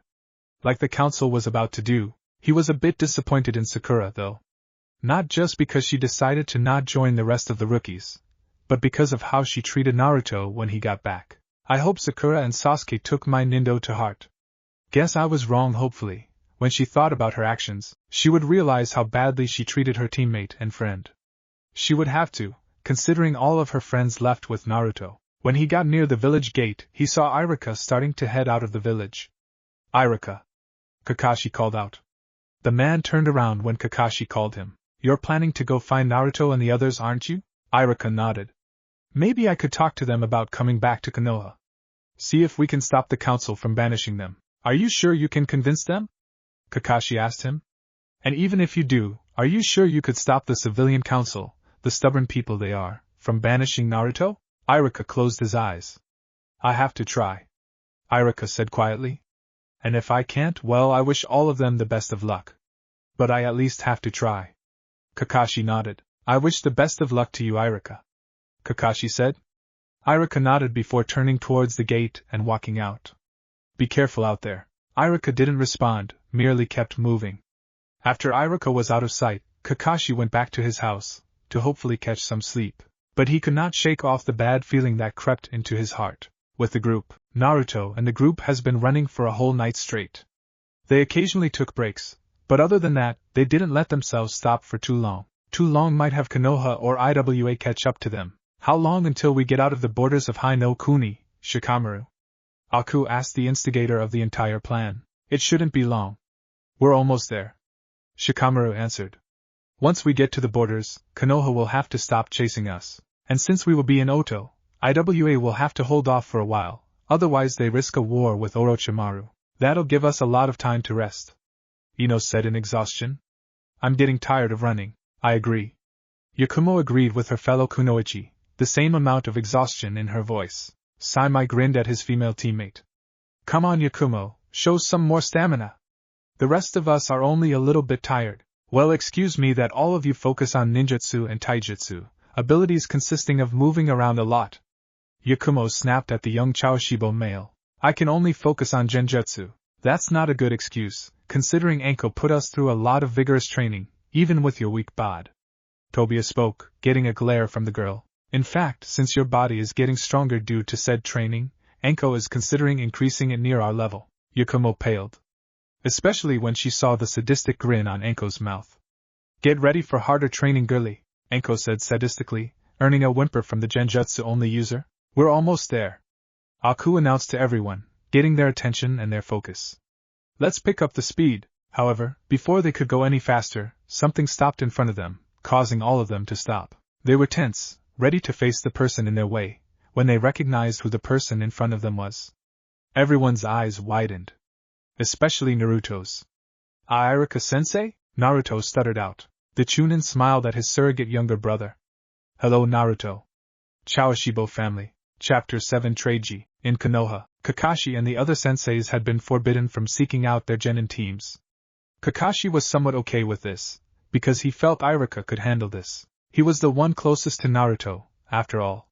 If anyone could talk some sense into his knucklehead student, it was Irika. However, he was also frustrated. He couldn't just sit here and do nothing. He had to help. And that was exactly what he planned to do. Luckily, he was not alone. Are you sure you should be walking around like that, Guy? You're pretty wounded, Asuma commented as he, Kakashi, and Guy made their ways to a secluded part of the woods. Don't worry about me, Asuma. My flames of youth still burn strong. The bruised Guy said exuberantly, his arms raised high. Right, Asuma said slowly. To Kakashi, he asked, how are we going to get to them in time? I'm hoping Irika can stall them long enough that we can reach them before the border, Kakashi stated. Then we can arrive, and hopefully. He was stopped by a loud meow. The group stopped, and saw a black cat staring at them. Kakashi's eye widened. Where'd the cat come from? Asuma asked, but Kakashi wasn't listening. A black cat. This was the second time a black cat had ever crossed Kakashi Hataki's path. The last time was the day before Rin was captured and she killed herself on Kakashi's Raikiri, lightning cutter, to protect the village. Come on, guys. We need to move. Guy shouted, and ran off ahead. Asuma shook his head and ran after him. Kakashi stood staring at the cat for a moment, before Guy shouted out again, Kakashi! Hurry up! 2 other times a black cat had crossed his path. And just like the last 2 times, Kakashi ran by it. Only this time, he was dreading what he'd lose this time. With the group, Naruto stood slack-jawed at the man before him and the group. Irika just stood stoically in front of the group. The oldest of the group tensed at the possible threat he posed while the younger ones stood shocked at their academy instructor's appearance. Kuratsuchi simply frowned at him. Who's this scumbag? The Iwa Kunoichi growled, making the rookies glare at her hotly. Irika looked surprised at her presence. What are you doing with an Iwa Kunoichi? He asked. I just happened to be in the neighborhood and they said they'd pay me to show them a good time, if you know what I mean, Kuratsuchi answered sarcastically, earning more glares from the group. Anko, however, chuckled. Maybe there's hope for you yet, girlie, she said. Oh, lucky me, she grumbled. Irika just shook his head and decided to not worry about it, but before he could speak up, Aki brought attention back to him. What are you doing here, Irika? Aki asked in a hard tone, her fingers toying with a few kunai. The scarred Chunin sighed. I was hoping to convince you lot to return to Konoha with me, he admitted, hoping honesty would be the best start. Well, forget it, Iruka-sensei. Ino shouted. We're not going back. Not with what they're planning to do to Naruto. Ino, I know it's bad, but we can fix it, Iruka attempted, but Choji spoke up then. They had the daimyo's signature on the order. He shouted. Iruka winced. That made this more difficult. Time for a different tactic. Then let's go to the daimyo, then, Iruka said. Straighten this out. Your dedication to your friend is admirable, but you don't have to just leave the village to protect Naruto. And who's to say the daimyo isn't ignorant of the situation? Shikamaru asked. Who's to say he doesn't agree with the citizens? The risk was too great to attempt. This way, we make our point, and Naruto's supported against any who might try and hurt him. At what cost, Shikamaru? Iruka countered. Think about the Akatsuki. Naruto told me how he was confronted by Itachi, and from what I've heard, every other Akatsuki member is an S-ranked criminal. Do you think that 13 rookies, 3 jonin, and 2 chunins can take on such a group? Well, I guess we'll find out, Naruto said. I may not have asked for their help, but I'm glad I have friends that would stand by me despite my circumstances, and if they think this is for the best, I'll fight tooth and nail to help them. He looked conflicted as he looked back at one of the first people, besides his family, to see him as Naruto, and not a demon fox. Please move out of our way, Iruka-sensei. I don't want to fight you. I don't want to fight you either, Naruto, he said softly. But I can't let you do this. Not when there's other options. There are no other options, Aku said forlornly with a shake of his head. We only have the one. But it's absurd. Iruka protested. Is leaving the village really your only option? The only one that has Naruto-kun safe? Hinata told him hotly. You would leave your families to do so? You do see them out here right now, right? Aki said lowly to the Chunin. They're in it for the long haul, more so than the others who joined us. She turned to Iruka and gave a small smile. Iruka, I know you care about my little brother. So, I'm going to give you this one chance, join us. Konoha has done Naruto wrong for the last time. For what you mean to Naruto, please consider joining us now, or I'll have to move you. Painfully, if necessary. Iruka looked shocked at the offer, but before he could even think on it, a shout resonated across the field. Kuratsuchi-sama. We've found you. There's the damn demon. Kill it. Shit. Run. Aku shouted, but it was too late. They were slowly being surrounded. Aki cursed and activated her Kekkei Genkai. No choice. Fight through. She shouted. This had the group bolting, trying to break through wall of ninja around them. Kuratsuchi was forced to fight an IWA Nin, who had to dodge her attacks as she swiped at him with a kunai. Kuratsuchi-sama. The Nin protested. Why are you fighting me? I'm here to take you home. Away from these dogs. I won't go back. She shouted at him. Not when there's a chance I could end up like Deidara because Ji-sama believes I'd become a threat one day. What are you talking about? He shouted. That Sachikage would never do that. Especially to you of all people. I thought the same. But not anymore. She shouted and shit the man's throat. His body turned to rubble, signifying it as a rock clone. Kuratsuchi cursed and whirled around to defend herself against the shinobi. Meanwhile, Naruto and Iruka found themselves fighting a Konoha and IWA Nin respectively side by side. Naruto summoned some clones and began fighting the guy in front of him, while Iruka blocked a sword swing with a kunai. Naruto! Stop this! The Chunin pleaded. There's got to be another way. Not from what I see, Iruka-sensei. Naruto shouted, punching the shinobi before him. The damage has been done, and Konoha wants me gone or dead. You're damn right, demon brat. The Konoha Nin shouted. He tried to stab Naruto, but all he hit was a clone. Naruto! Think this through. Iruka pleaded, dodging another swipe at him. I am. Naruto shouted. It's only this one seems to be the right one. He punched the Konoha Nin away from him and started to form a Rasengan with the clone's help. Iruka's eyes widened as he stared at the attack and how it would hit the Nin before the blonde. Naruto, no! He shouted and quickly substituted himself with the Nin.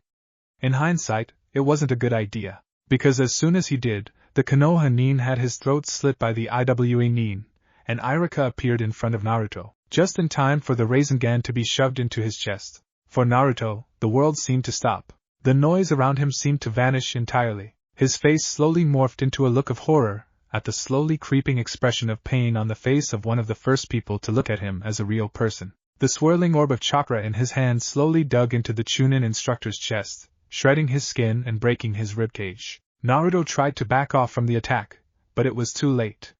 He lost concentration for the briefest of moments, and the Rasengan destabilized. The ball of chakra exploded, and sent Iruka Umino spinning away from the blonde Jinchuriki and into several trees. Naruto fell to his knees, staring incomprehensively at where his favorite instructor had flown. The shock had yet to settle as he felt someone pulling at his arm, yelling something at him.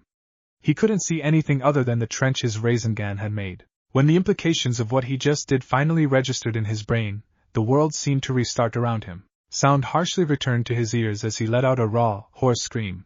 Iruka-sensei. He tried to race towards the area his pseudo-brother figure flew off to, but he was held back by firm hands on his arm. "Let go of me!" he shouted. "Iruka-sensei is hurt. I've got to help him." "Let go! No, Naruto! We've got to move!" a voice shouted, and he knew it was Aki.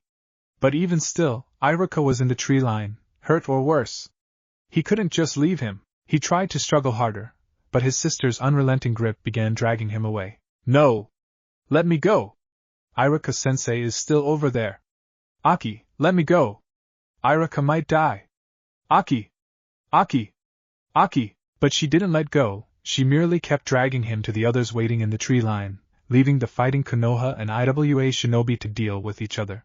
All the while, tears flowed down her beautiful face. Konoha, Tsunade sighed in exhaustion as she stared at her desk, which for once wasn't filled with mountains of paperwork. She had since tossed all that to the floor in order to stare at all the information she had been given currently. A shinobi walked into the room and said, "Hokage-sama, I have the order you requested. Leave it on my desk, and leave," she ordered, not looking up. The shinobi was startled by the tone. "Oh, of course, ma'am," he stated, and left the rice and sake on the desk and left quickly. She looked up to see the chopsticks were sticking straight up in the rice. She scowled as a feeling of dread creeped into her system. "I've got a bad feeling about this," she mumbled. With Kakashi tensed, feeling something was wrong. Very wrong. He sped up, hoping it was just him thinking the worst. With the group, Aki and Aku were forced to knock Naruto out in order to keep going. The group were going at full speed, trying to outrun their pursuers. Kuratsuchi was very pessimistic about their current predicament. "They're going to catch us," she screamed. "Turn left at the large tree. It will take us to Odo," Shikamaru shouted. "After entering their borders, they'll be forced to call it quits or risk being caught in hostile territory. I highly doubt that will deter them. Then the group of Oto Nin closing in on our entry point will slow them down," Niji supplied. "If we can make it through before they see us, they'll run right into our pursuers and they'll be forced to stop or risk causing an international incident. It's the best we got right now," Aku said, securing Naruto on his back. "Pick up the pace. Now." They didn't protest as they tried to pour on the speed. "Stop right there, Konoha dogs!" An IWA Nin shouted. "Kill the demon!" A Konoha Nin screamed. "Turn now!" Shikamaru yelled, and the group quickly followed his orders. As a singular unit, they jumped over the Oto/Konoha border and vanished into the forest around them. The Konoha and IWA Nin tried to follow but soon were met with an Oto patrol. "Who goes there?" an Oto Nin demanded, causing an IWA Nin to slit his throat. This caused a massive fight between Oto, Konoha, and IWA, and the group they were pursuing to disappear into enemy territory. Chapter 8 Wait, Flashback. The meeting with Kakashi, Yugao, and Itachi didn't last too long. After making a schedule for guard duty, the three ANBUs left, and Aku and Aki decided to go to bed. Hours after, Aku began dreaming about the Third Great Ninja War.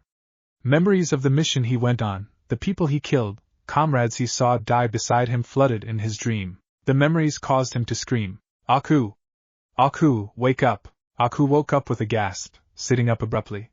Memories of kunai clashing, blood being splattered, men and women screaming in agonizing pain is kept fresh in his head. Aku, calm down. It's just a dream. Just a dream." Hearing his sister's voice, he took a couple of deep breaths to calm himself down. In. Out. In. Out. Finally, he turned his eyes to see the concerned stare of his twin sister. "I've been screaming?" he asked her. A nod was his response. "You were dreaming about the war, weren't you?" she asked him softly. He sighed and nodded. The two of them are in his room, which consists of a single bed, a desk, and a shelf of weapons, books, and scrolls. His sets of armor is hung up on the wall, both his ANBU armor and his clan's armor. Aku nodded. It's something I can't forget, he whispered. All the death and destruction, the screams, metal meeting flesh, it's gonna be haunting my mind for a long time. Aki hugged her brother in comfort in response. She couldn't say she knew how he felt. Unlike Aku, she was spared the horror of fighting in the war. The only person who could relate to him is Itachi. Did Daria, Saimai, or Naruto hear me? Aku asked Aki, bringing the twin out of her thoughts. They did, but I brought them back to sleep. Aki reassured him. Told them that I'd handle it. Aku nodded. When do you think we should reveal the news to Naruto? I say after we fill out the adoption papers. Aki stated.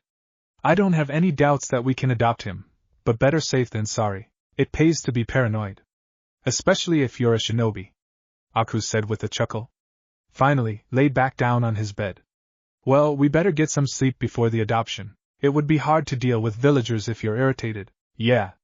Instead of going back to her own room though, Aki slid into bed and lied down beside Aku.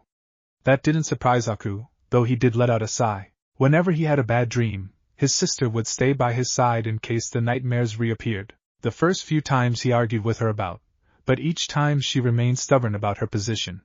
Eventually, he gave up and accepted it. His sister was very protective of her family, especially after the QB attack years ago. And flashback, why did it have to rain the moment we lost our pursuers? Ino shouted as the group ran through the rain. Like Ino said, soon after they last the Konoha and Iwa Nin, it began pouring out rain in a matter of minutes. I don't know, and right now, I don't care. Let's just find somewhere to take cover quickly. Saimai stated, trying to cover his head. Niji, Hinata, look for any place nearby to rest. Shikamaru ordered. The Byakugan users nodded and activated their Kekei Genkais. After a moment of looking, Niji spotted a cave nearby. There's a cave near the left of us. It's deep enough to give all of us plenty of shelter, as well as we make camp. Then let's go there. Aku stated. Let's go. With that, the group moved to where the cave was at. They all quickly got inside to escape the rain. Saimai looked back outside to see it pouring. It's really raining cats and dogs out there, the younger Chaoshibo male said. Good thing we found this cave so quickly. Not quickly enough, Ino complained, looking at her dripping clothes. My clothes are all wet. Same here, Yakumo whined with Ino, holding up her wet kimono slightly. Meanwhile, Kiba and Akamaru moved away from the others before shaking the water off of them. Phew. That feels better, Kiba sighed in relief. Don't you agree, Akamaru? The dog barked in confirmation. Aku laid the unconscious Naruto on the wall of the cave before speaking to Shikamaru. So I assume this will be a good place to recuperate? Shikamaru nodded. We'll set up camp here, and have our bodies, as well our minds, rest up, the young Nara instructed. After we've rested well enough, we should talk where to permanently stay at. You mean finding a new home? Tenten asked. A nod was her response. Okay then. Everyone set up camp, Aki called out to everyone. Kotetsu, Izumo, can you two watch for any hostile shinobi near the cave? We will, Kotetsu agreed to. Will be like watching the gate of Konoha. You mean when we had to sit around all day, not doing much of anything? Izumo remarked. Kotetsu chuckled. Yeah. Except we'll need to be a bit more alert. True. As they bantered, the two moved up to entrance of the cave. Aku began digging through his bag. I'm going to begin dinner, Aku told the others. Hinata, would you mind helping me out here? Oh okay, Aku. The former heiress helped gather the ingredients while Aku began a fire. Soon, camp was set up and everyone was waiting for Aku and Hinata to finish the stew they're making. A big bowl of rice that was made before the stew was set aside. After a moment of silence, Ino spoke up. So, we actually did it, Ino breathed out. We actually defected from Konoha. Yeah. It's really hard to believe, Tobi agreed, rubbing the back of his head. Didn't wake up thinking that I'll leave home, that's for sure. Don't forget the fact that we're traveling with the granddaughter of the Tsuchikage, Saimai added in. Kurosuchi huffed. It isn't like I enjoy traveling with you Konoha dogs. Well fuck you too, you Iwa rat. Kiba growled. The two glare at one another with obvious hatred. Aku decided to cut in before it could escalate. The two of you stop it. Insulting and glaring at each other isn't going to do anything right now. The two turn away with a huff. Tenten looked down. And now, we're at the point of no return. Especially since she sniffled. I killed so many of our fellow nin. Her frame shook as she fought off her sobs. I didn't mean to, I only tried to use my family's store seals to disorient them. But I couldn't think straight when one grabbed me and she grabbed her head and squeezed it tightly. I'm so sorry, she whispered brokenly. Lee, along with a few others, looked at the girl in concern and shock, while Niji and Kiba bowed their heads, remembering their kills. You're not alone, Tenten, Niji said, voice heavy with guilt. I killed the Hyuga elder earlier, remember? His mind slackened at the thought. Despite knowing it was inevitable that he would have to kill, he never expected his first kill would be one of his own kin. His body felt weighed down, like he was wearing Gai-sensei's and Lee's weights at the same time. He felt numb, so numb that it was hard to feel anything. And remember the smoke that covered my senses badly?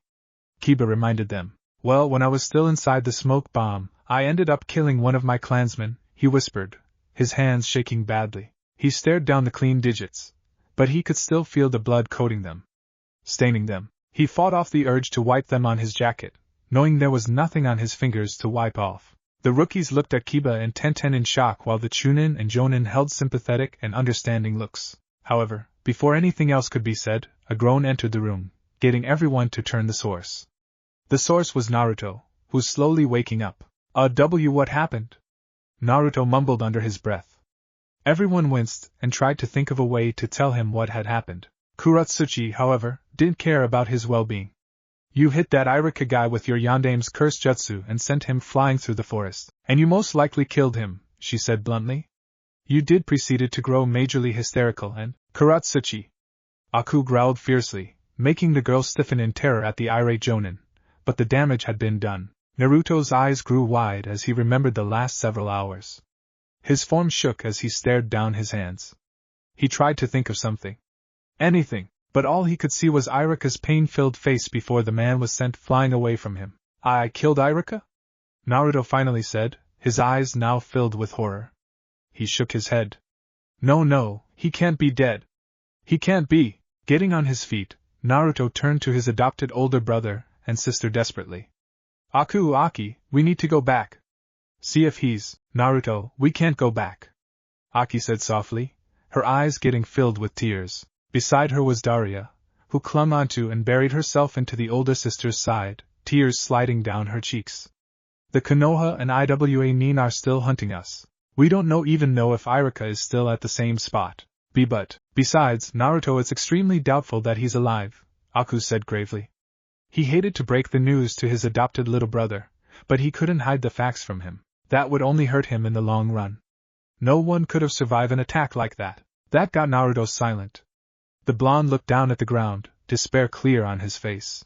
Around him, his fellow rookies developed grieving looks, the girls silently crying at the loss of their former teacher.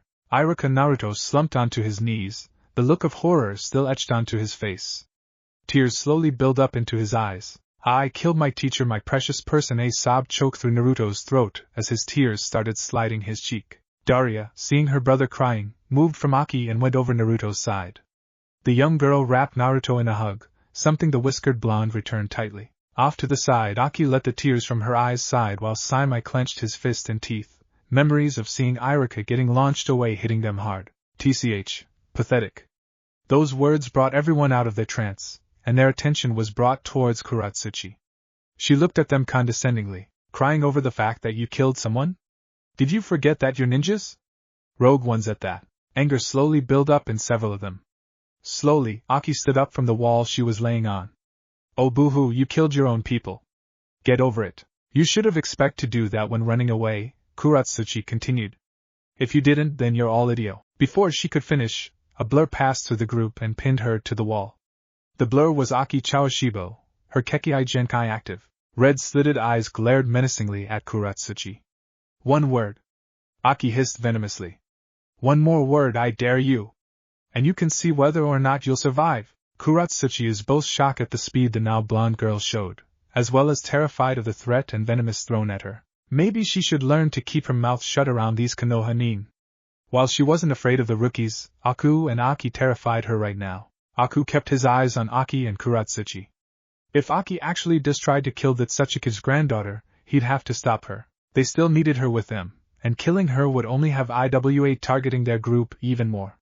Still, He would let Aki send the fear of Kami inside the girl. He didn't take kindly to her condescending and heartless words. When the Iwa Kunoichi didn't say any more, Aki dropped her on her butt. Kuratsuchi quickly scrambled as far as possible. After her hair and eyes went back to normal, Aki spoke once again.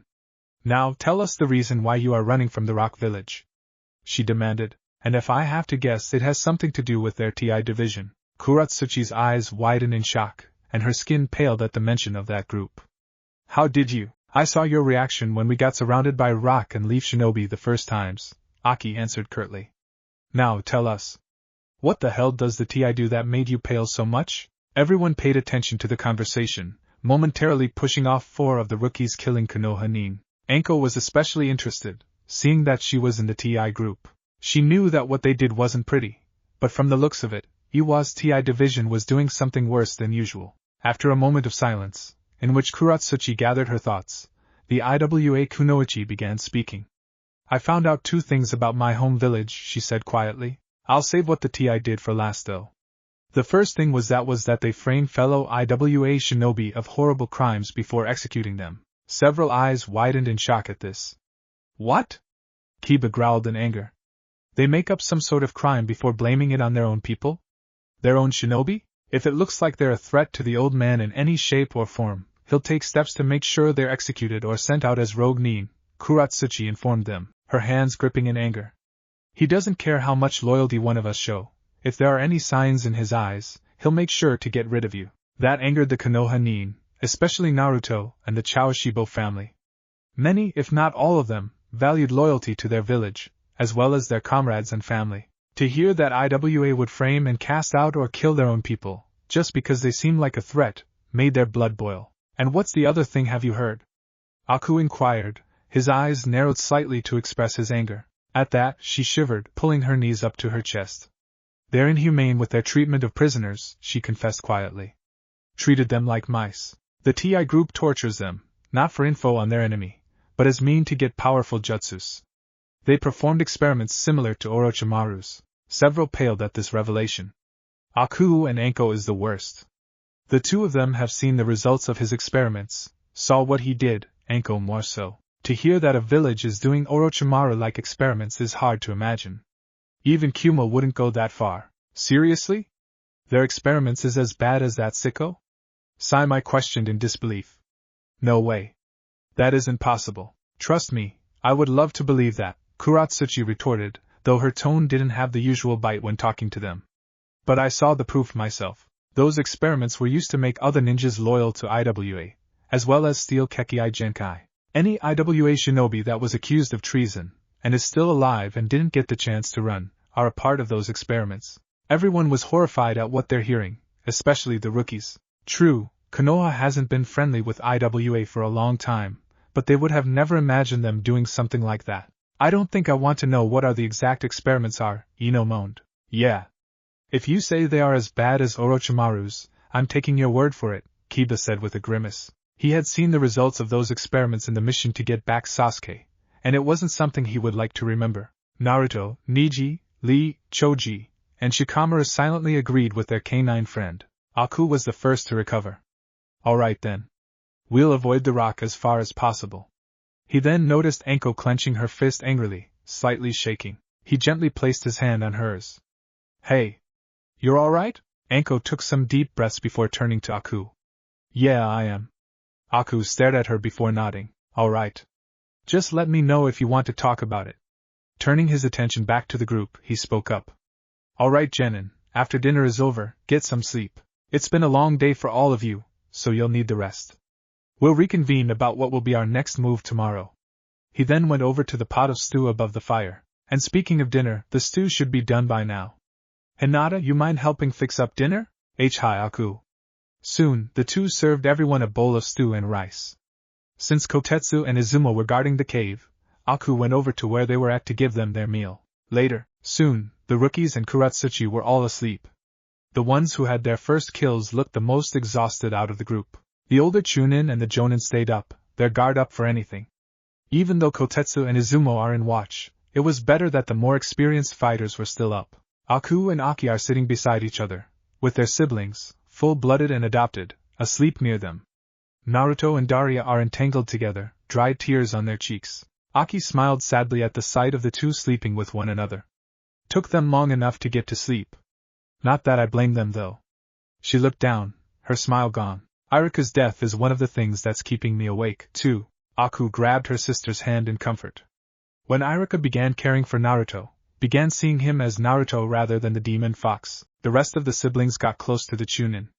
He was there for Naruto whenever Aku or Aki couldn't be, and became another brother figure for Naruto. So they, along with the rest of the rookies, were taking his death hard. Too late for regrets now, Aku sighed, looking worn. Almost as worn as he felt during the Third Shinobi War.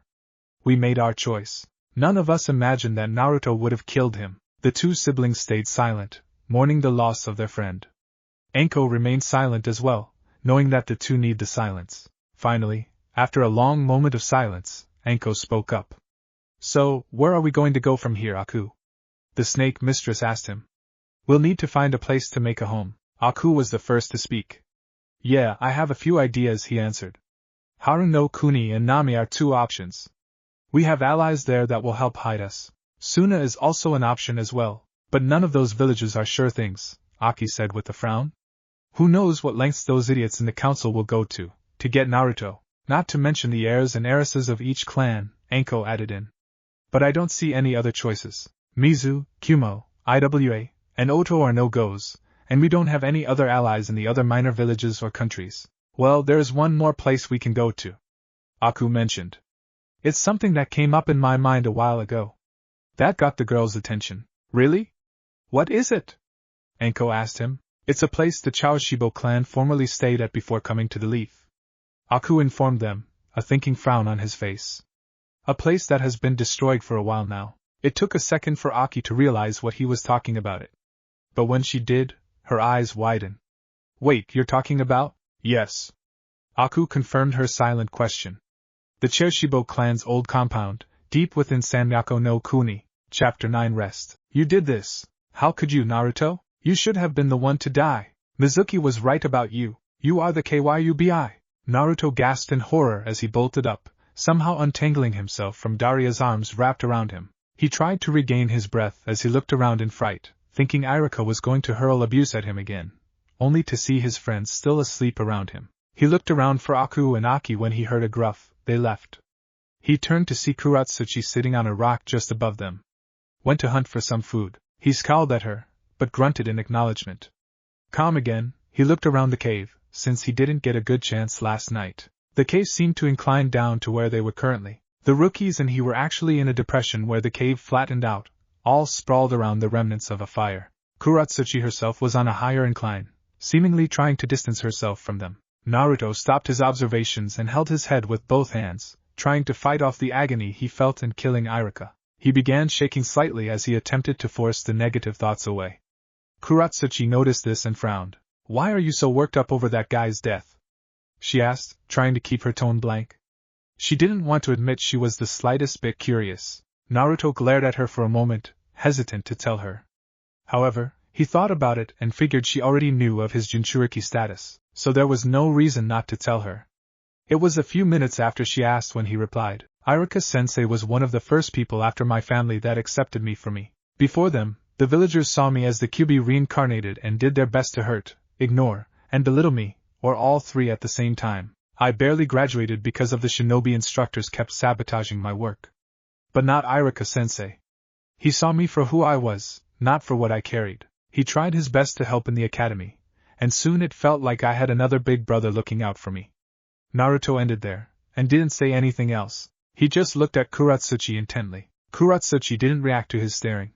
She simply continued to look towards the cave entrance apathetically. However, internally, she couldn't help but think of a blonde-haired shinobi who had constantly been there for her when she screwed something up.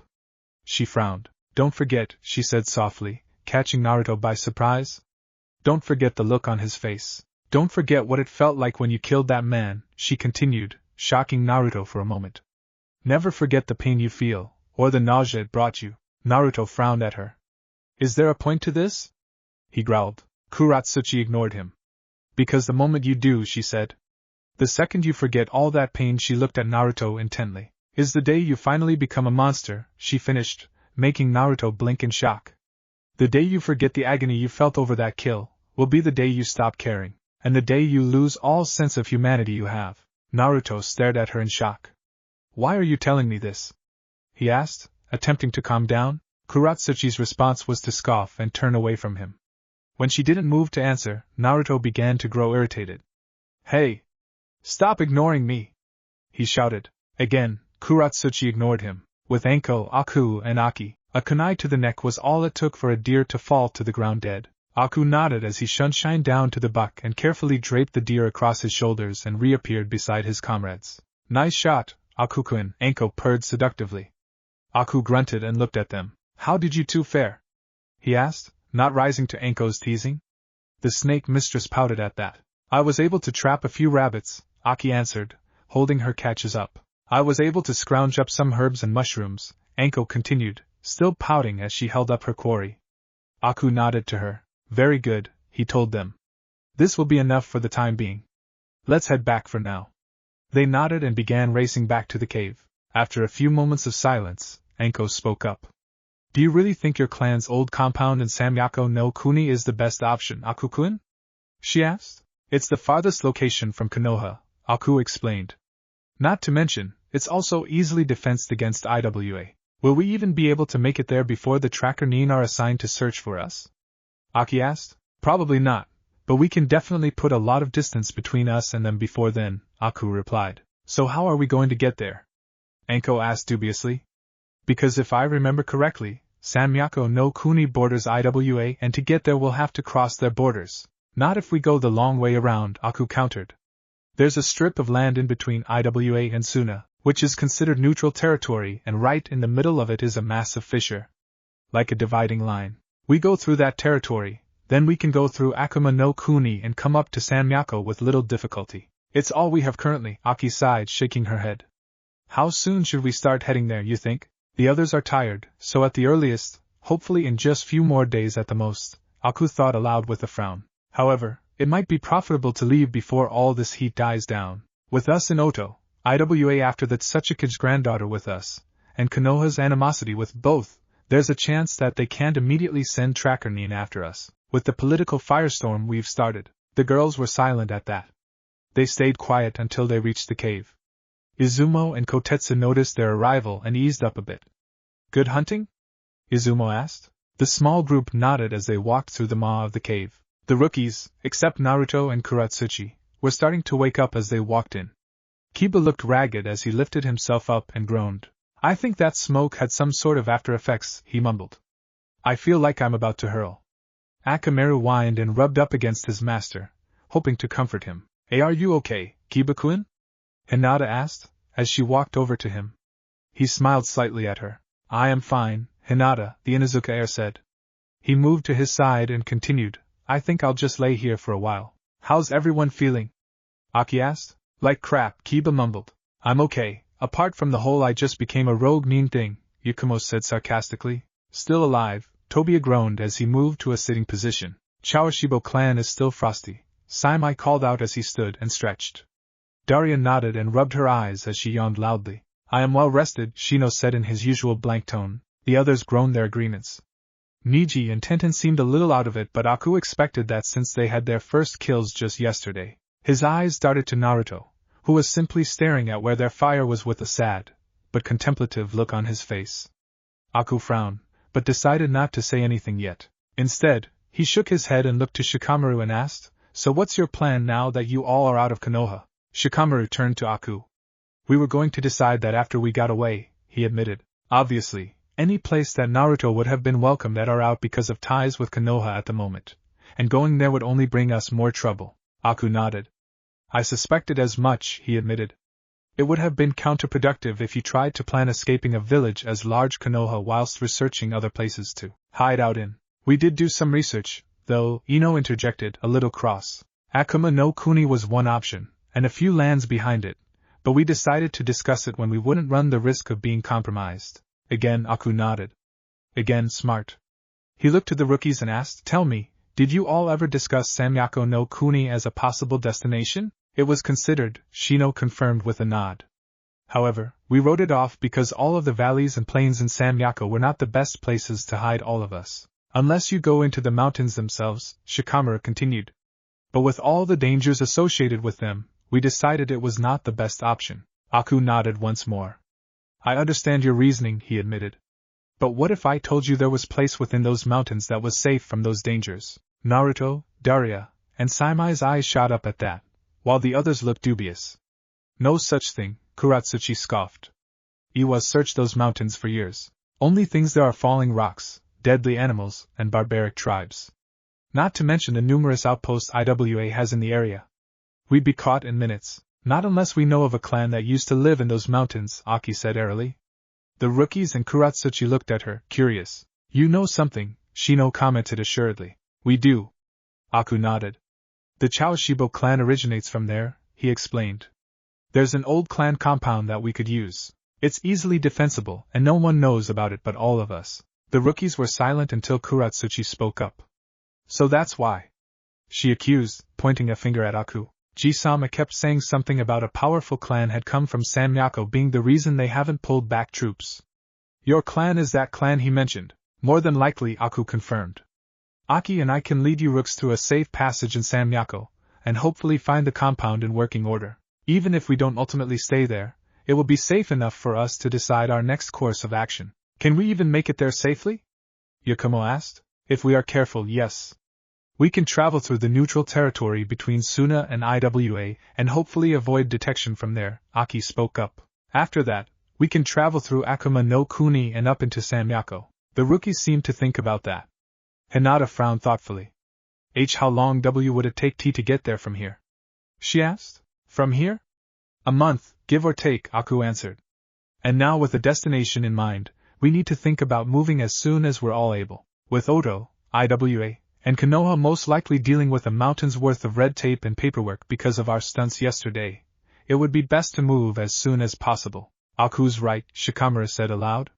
It would be best to move after we're all sure we can make the trip out of Oto. We only have a small window to put as much distance between us and everyone else. That's if Orochimaru doesn't decide to investigate our presence, Anko grumbled. Out of all our enemies currently, he's the one most likely to send shinobi after us. We are, after all, in his territory. That's true. And not only that, he's in a far better situation to investigate our presence here than our other enemies, Shino commented with a nod. Everyone was silent after that. Aki took that moment to speak up.